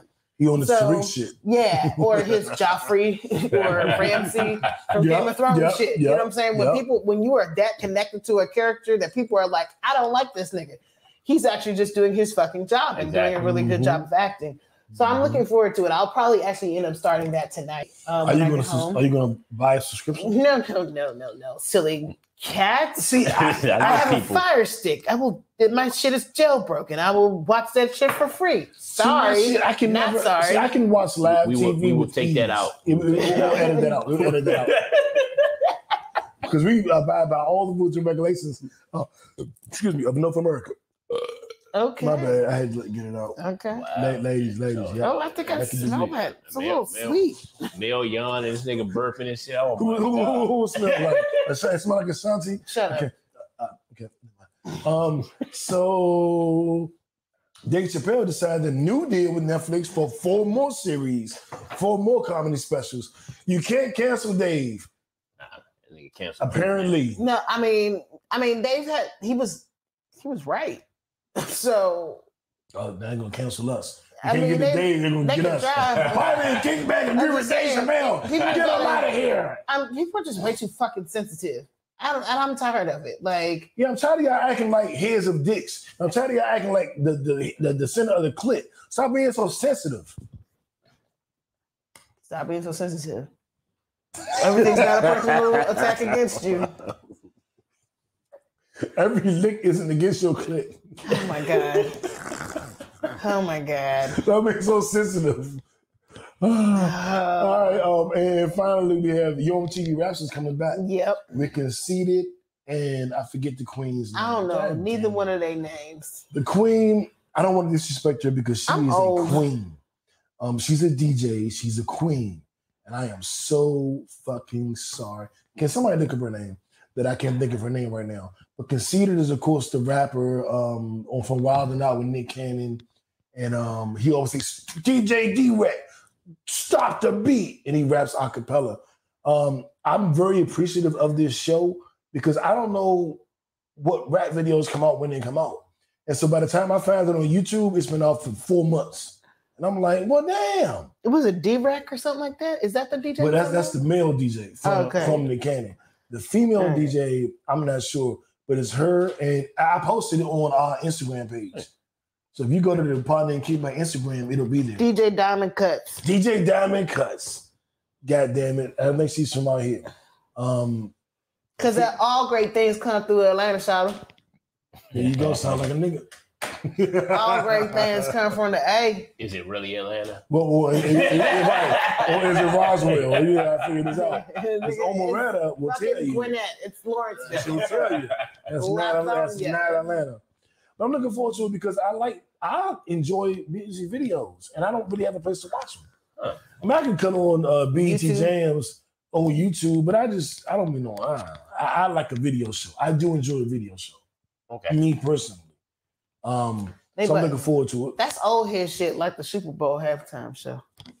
Oh, segue. That was an unintentional segue, but it happened that way because, like, that was definitely an old people halftime show. Yeah, it was our generation and shit. But the Super Bowl. Well, before we get into the show, which is the best part, the game. Matthew Stafford, I have said repeatedly, will let us down, and he will fuck it up. He tried to. He tried Yeah, to. But that game was Aaron Donald almost said, you know what? I got this. I got this. He stopped the Bama on the run. Then the next play, you stopped them on the pass, and they won that game based off defense. Shout out to Aaron Donald, one of the greatest defensive players ever. Shout out to Matt Stafford, who played well enough to get it done. Yeah, he played solid. I always said he was going to fuck it up, but he didn't. Right. He didn't. Well, he fucked it up, but he didn't fuck it up. He didn't lose the game. Yeah, he didn't lose the game. Although they almost did lose the game. Because when they came out, when the Bengals came out halftime, it was like, ooh. Oh, no, they jumped out. This game about to be over. Yeah. It was a good game. The whole this year's playoffs, I'm going to go on record saying this is the greatest playoff I've ever seen.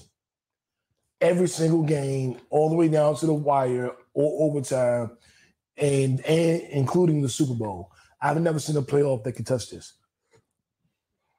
It was a good run. Whew. And I agree. Oh shit. I gotta pee. Well, go urinate. No. We're almost done. Yeah, we're almost done. And like I'm gonna hold on. Hold on. Don't piss on myself. Super Bowl recap. What you Would think? that encourage you to get a new one, slightly higher, so that I can sit up and wear dresses? Because if that's the case, I just don't think you should do it. But the halftime show, I thoroughly enjoyed it. It's probably the halftime show I enjoyed the most. Okay. I'm not saying it's the best. Okay.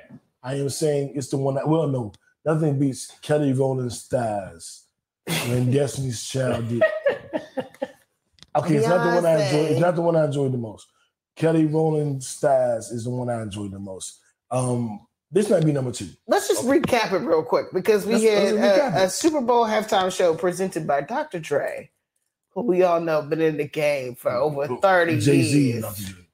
Well, yeah, but let's give Jay-Z his credit. Okay, Dr. Dre and several of his artists that he's produced records for like Eminem, 50 Cent, Mary J, Kendrick Lamar, Snoop, and Snoop, yeah, and even Tupac, because they gave a tribute to Tupac. Dog, I ain't mad at you. I am not I thought the hologram was coming out. I did too. I was like, yo, if they bring up this fucking hologram, I'm gonna lose my fucking mind. I think they lost time on it. The only thing I didn't like about the halftime show was that it was too short because it was only 15 minutes. And I'm like, there was so much more time. I feel like there a lot. Ludden did a survey because he said the same thing you said, and then they Googled it. They're all between 12 and 15 minutes. Really? All of them. It felt so short. Well, it felt that way because they were artists we actually care about. Yeah. We very rarely ever get an entire halftime show of people we fuck with. Well, I've loved Beyonce's halftime shows. I loved it when Kendrick Lamar was out there with her. I loved it when Bruno Mars was out there. Kendrick Lamar was out there. He did a performance with Beyonce. They did like. Oh yeah, he did come out. Oh well. Yeah. Okay. But I think the issue is when it's one or two artists. They do 2 minutes of the song, 4 minutes of that song. Yeah, it's a little bit different. It feels right. wrong. When everybody gets 1 minute and a half, it's short. It felt so short. And because it was a show that I really wanted to see. And so I'm watching the show and then I start Googling shit. I'm like, so is Snoop going on tour? Is Dr. Dre going on tour? Because I want to see this concert now. Mm-hmm. I want to see this lineup in a concert. I want to see Dr. Dre, Snoop, 50 Cent, Mary J. Blige, Kendrick Lamar, and Eminem in a concert. I need this concert. I want to see this guy, minus Near the Mirror. I want to see this concert. What? I want to see this concert. You can vibe into that intro. Right. I mean, I have to. I got to mind the bills of baby. You have to manage. No. So I'm touching my buttons. No, I'm touching the buttons when they pushing mine. But no, it was a dope show. It was a show that I definitely wanted to see. I'm really not a halftime person.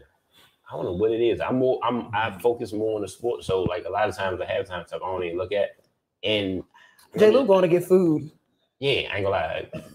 I like to see because that's when we was at. That's where all the people who wasn't watching the game came to the TV. I like, let me go eat. I ain't nobody up in there.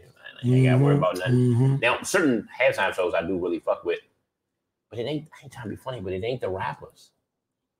Like I like. It's never really been rappers. Yeah, I know, but it's like.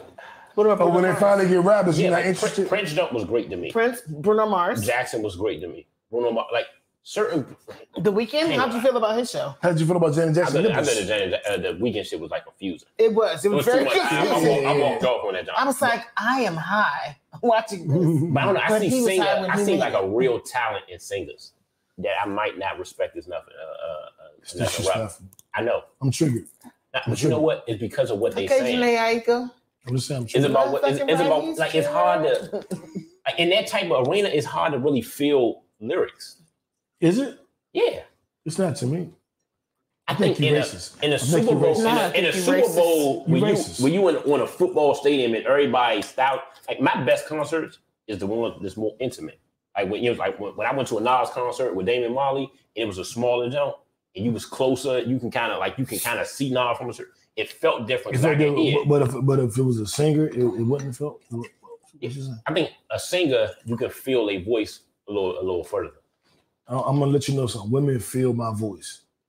There's women listening to this podcast right now in their car or in their home, and they like, I feel his voice. There you go. I'm just saying. I'm letting you know. Fellas listening to this podcast. No, I'm playing.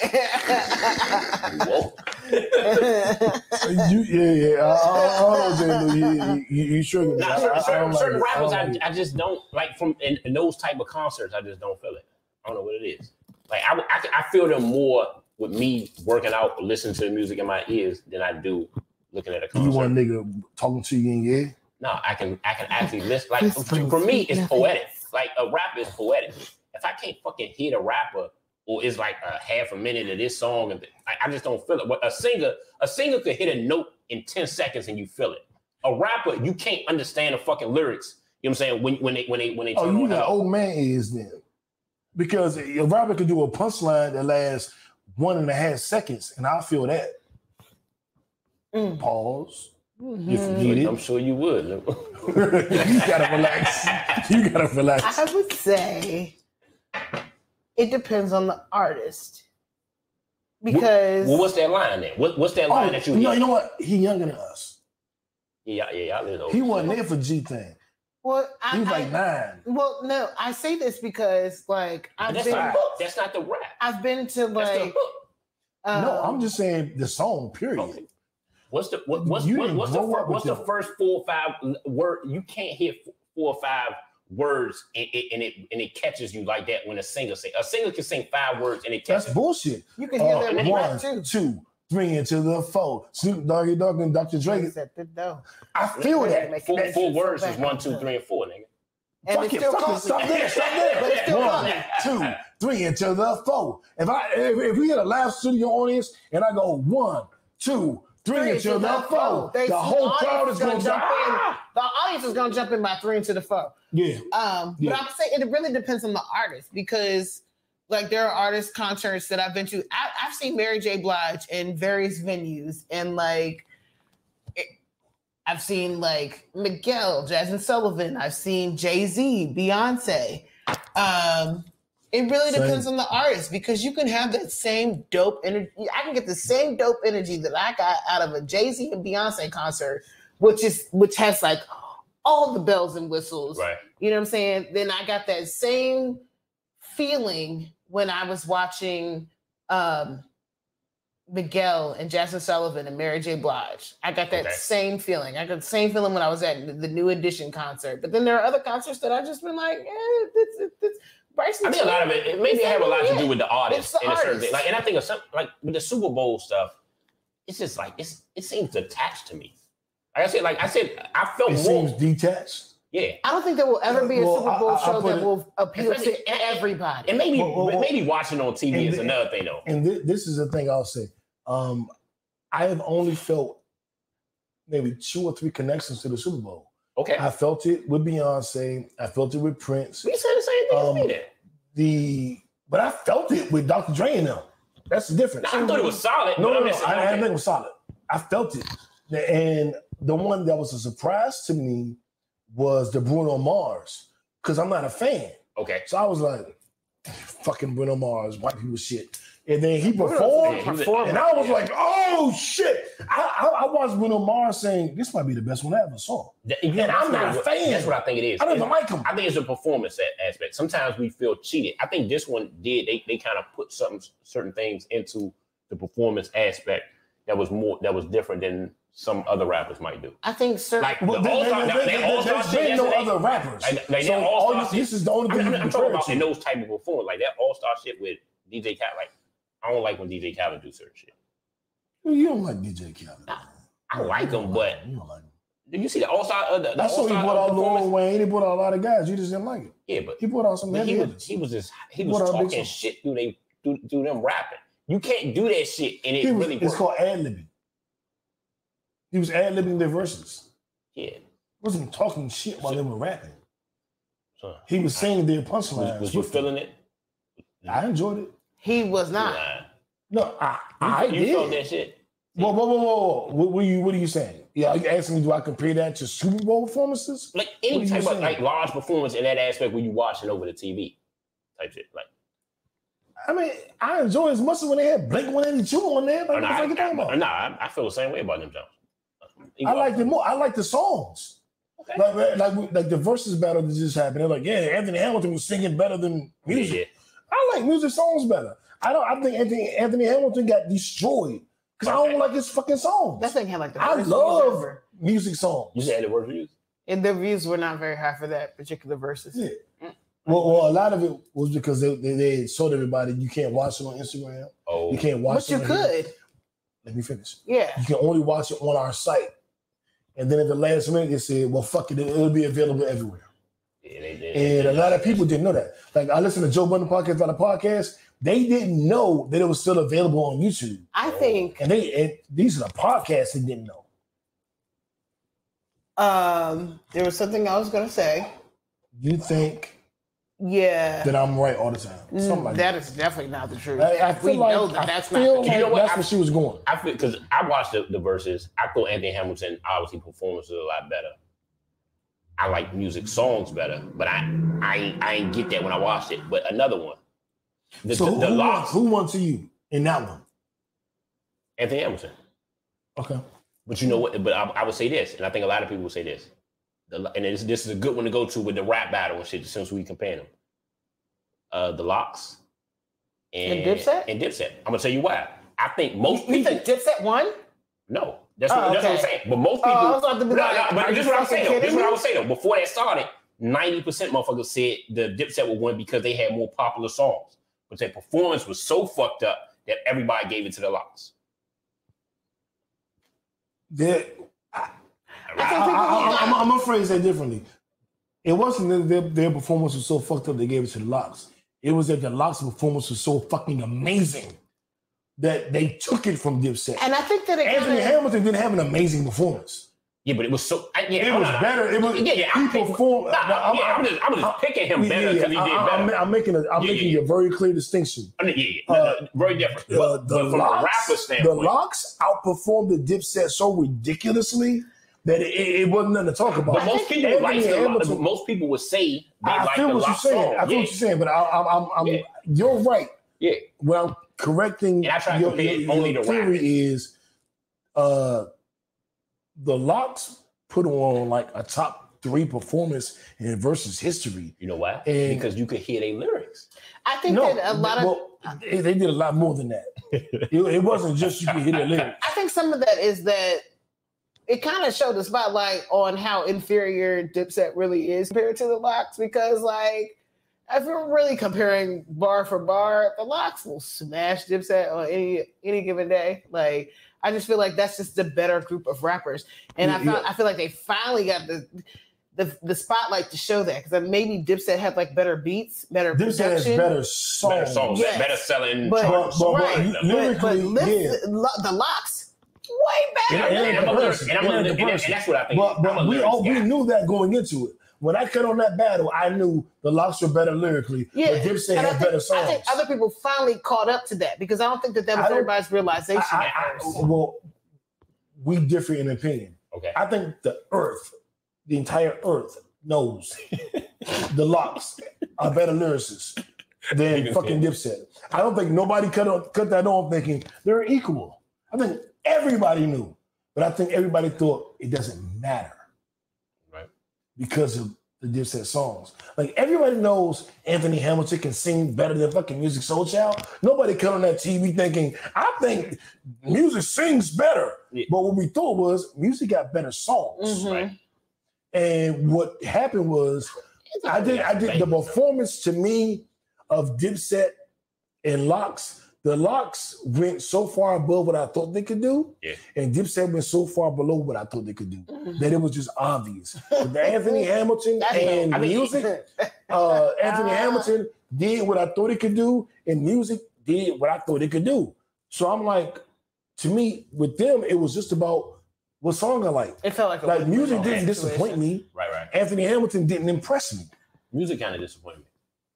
People are saying that because they're saying now that he was singing in different pockets. Oh, no, he was singing in way different pockets. But people are saying now that go listen to those pockets. That was ridiculously great. He changed up and did something different for the performance, but because it wasn't what you're used to on that song, you just dismissed it. Okay. But he did some funky shit. And that's okay, though. And so I don't know if it's disappointing.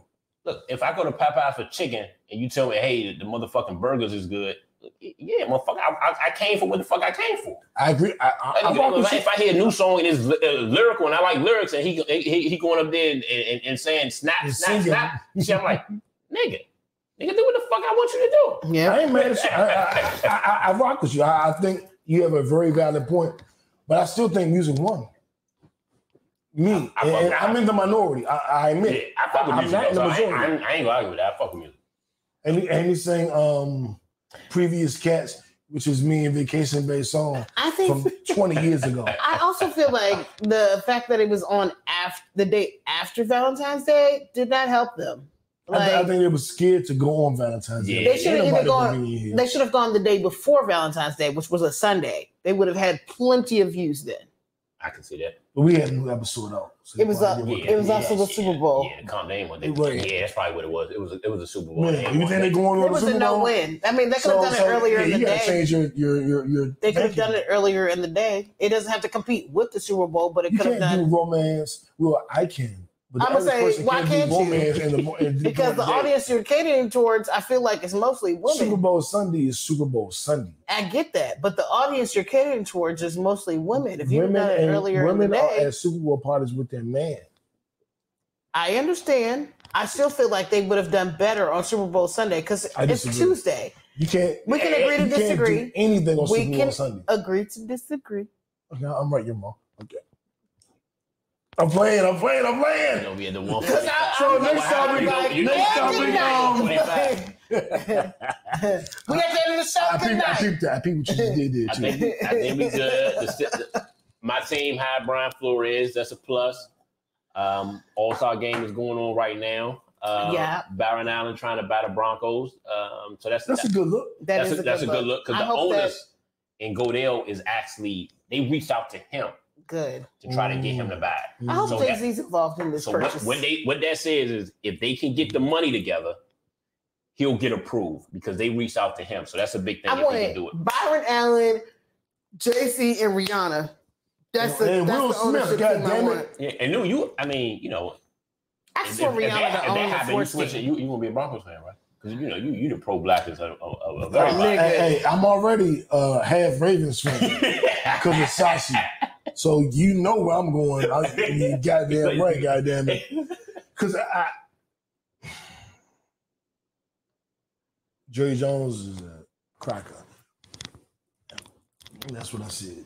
That's how I feel what he about said. It. That's how I feel about it. Yeah, shout out to Patreon. I'm running over. Y'all make a move. I'm leaving. I'm putting it that way. I just want to see them win. I want to see the Broncos. I want to see Byron Allen. I want to see black people win. I want to see Byron Allen get control of the Broncos. I just want to see a majority of black people get control of the Broncos. So even if it's like 51% where it's like Jay-Z, Rihanna, and Byron Allen, I'm very focused on this group of people. What if Kanye is involved? And that's fine. I just want it to be black. I want black ownership in the NFL. That's what I want. And Jay-Z, I feel like could be part of this purchase because, you know, he has such a close partnership, with the NFL. He might be disqualified because of his Well, he could resign because that's what he does. That's what he did in the NBA. And that's my whole point. And they change rules when they want to. Like the Steelers, they changed the rules financially, you know, when the owner passed away, when the dad passed away, they changed the rules so the kids can kind of come, because they couldn't come up with the percentage that they needed financially. So they changed the rule because they said, hey, we need the Roonies in here, so we're going to change the rule. If they wanted to happen, it could happen. I didn't know that. Yeah, they changed the rule. That's why I fuck with you. Yeah, they could. Yeah, they couldn't come up with that percentage that they normally need financially. All right, so we are just back. It's only been 2-3 episodes, and so we don't know how to keep up with time, and we go over and we do a lot of shit. Yeah. But we try to. I know y'all like it. Y'all loving it because we're giving you so much content. But we have lives and shit. Mm-hmm. But I do want to, before we get out of here, I am reading The Daily Laws. It is by Robert Greene, the author of the 48 Laws of Power, Art of Seduction, Mastery, 33 Strategies of War, etc. My favorite author. The Daily Laws give you a law for every day of the year, and it's dated. Law February 20th. Law February 29th. Well, there is no February 29th this year. Law April 17th. You know, they give you the laws, and every day is a law. Were you going to say something? Not about that. Okay. So I'm reading that. I'm also reading What Happened to You by Oprah Winfrey and a doctor that she's working with, a psychologist, and it's about childhood trauma. We talked about it the last episode with what regulates us. So you get to a point where you're in a good space, and then a trauma happens, and you're all fucked up, and you're out of line, and then something regulates you. It gets you back to a regulated space. When you're not regulated, you're dysregulated. So you had a trauma, the job you wanted didn't work, or the girl you love broke your heart, or whatever the fuck, and now you're dysregulated. And then something has to regulate you, get you back. And in the last episode, I said the podcast regulates us. Like me as a rapper, when I rap, my music regulated me. I'd be all fucked up, all stressed, all and then I do a song, and now I'm regulated. Now I'm back to a good space. Now I'm in good energy. Now I'm standing tall. Right now, money regulates me. You know what I'm saying? I get a couple dollars. I'm at peace. So, what happened to you? It is about childhood traumas and how they affect you as an adult. That's Oprah's latest book. I'm listening to it on Audible, and The Daily Laws by Robert Greene. That's our book club segment, unless you guys have books you want to mention. I'm going to go back to one that I recommended last year at this time, which is the autobiography of Malcolm X, because tomorrow is the anniversary of his death. Oh, man. Yeah. Malcolm is the single most influential person in my life. Yeah, you always speak that. And I had to bring it up because you know, ever since last year, I've been on my Malcolm X shit. We was reading it together, and it's on Audible. Mm-hmm. It's read by Lawrence Fishburne, and it is such a good read. It is a movie. It isn't a book. It's an audio movie. And don't forget to watch the Spike Lee movie starring Denzel Washington. I might cut that on tonight. It's such a good look. Like, definitely. You just fucked me up. I'm about to start I own it on Audible. I'm about to read the book again. I fucked you up in a with car that 80 hours a day. I fucked you up with that one. Yeah, you did. You did. You didn't see that coming. Like, oh shit, she broke out Malcolm X. Goddamn. Hey man. I'm dedicated to the cause. So I think we good. The only thing I would say is, if you plug your events. Yes. And where? So what day? I'm sorry, I keep shifting because I have to pee so bad. But right. We're done after this. Please, if you guys can, please come out to my event. No. Well, one's totally separate. I am going to an event on Tuesday. I am participating in my pop-up on Sunday. Okay. So the most important event to me is the pop-up on Sunday. It is my very first pop-up. It's at my job at the Lawrence in Midtown at 905 Juniper Street. The Lawrence in Midtown at 905 Juniper Street on Sunday, the 27th of February. Yes, of this month. The year of our Lord 2022. What's the name of that? The Lawrence. The Lawrence. What time? It is a pop-up. It starts at 5:00. You have to purchase tickets on Eventbrite. There's a $75 package and a $100 package. The $100 package includes drink pairings. And we'll have the links in the description of the bio. So you don't worry, you can click it. You can totally click the link. It's going towards a good cause. The proceeds of this event are going towards the Edna Lewis Foundation. Edna Lewis is the grand dame of Southern cuisine. She is largely responsible for preserving Southern cuisine. A lot of the dishes that we cook today would have disappeared if it wasn't for her. So this is dedicated to her. We have several chefs that have worked with her before, and my chef, is she still alive? No, she's gone. But yeah, I'm really excited. This is my very first event, and I'm excited to be in the company that I'm in. Go, Mel. Go well. These are some heavy hitters in the culinary industry. So I'm excited. I'm honored. I'm humbled to be asked to participate in this event because I'm the newest person in my restaurant. Can you just stop pushing buttons? You push. I'm trying to show you love. I know. I appreciate it. You are just going crazy over here with the buttons. He's like, I'm pushing all the buttons. See all these buttons? They're colorful. I fucking love it. No, you forgot to be there.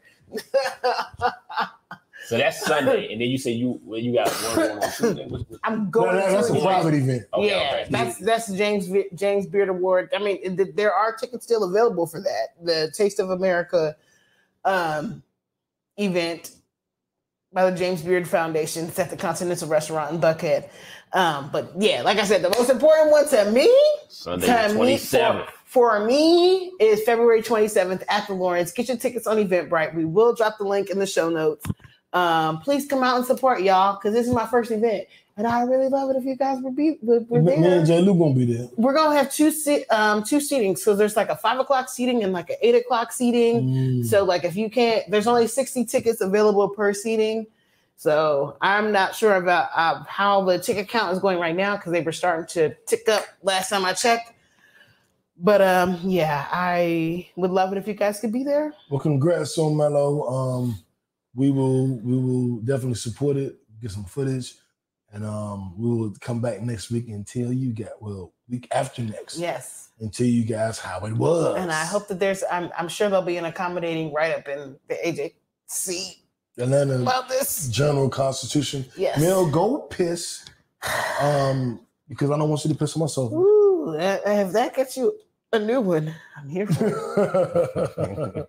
I just want to sit a little higher so I can wear my skirt so to elongate my torso. Let me elongate.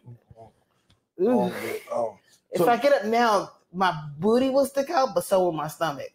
So I gotta wait till after the show. So we're gonna stop. I'm gonna have booty, dude. Then you can get up. Okay. So we want to close this thing out. Yes. Yeah. So again, subscribe on YouTube.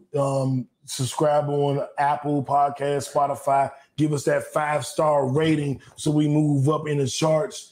And we're here every Monday. That's Monday morning. Actually, we're starting to drop at midnight on Sunday night. So you can listen to it after the basketball game, football game, after you have sex and orgasm and whatever the fuck you do. We love you. Well, we like you. We love you. Fuck it, we love you. We appreciate you. We appreciate you. At least you are appreciated. Dear patrons. Hey. Oh my God. We out of here. We out. Jay, don't get us out of here.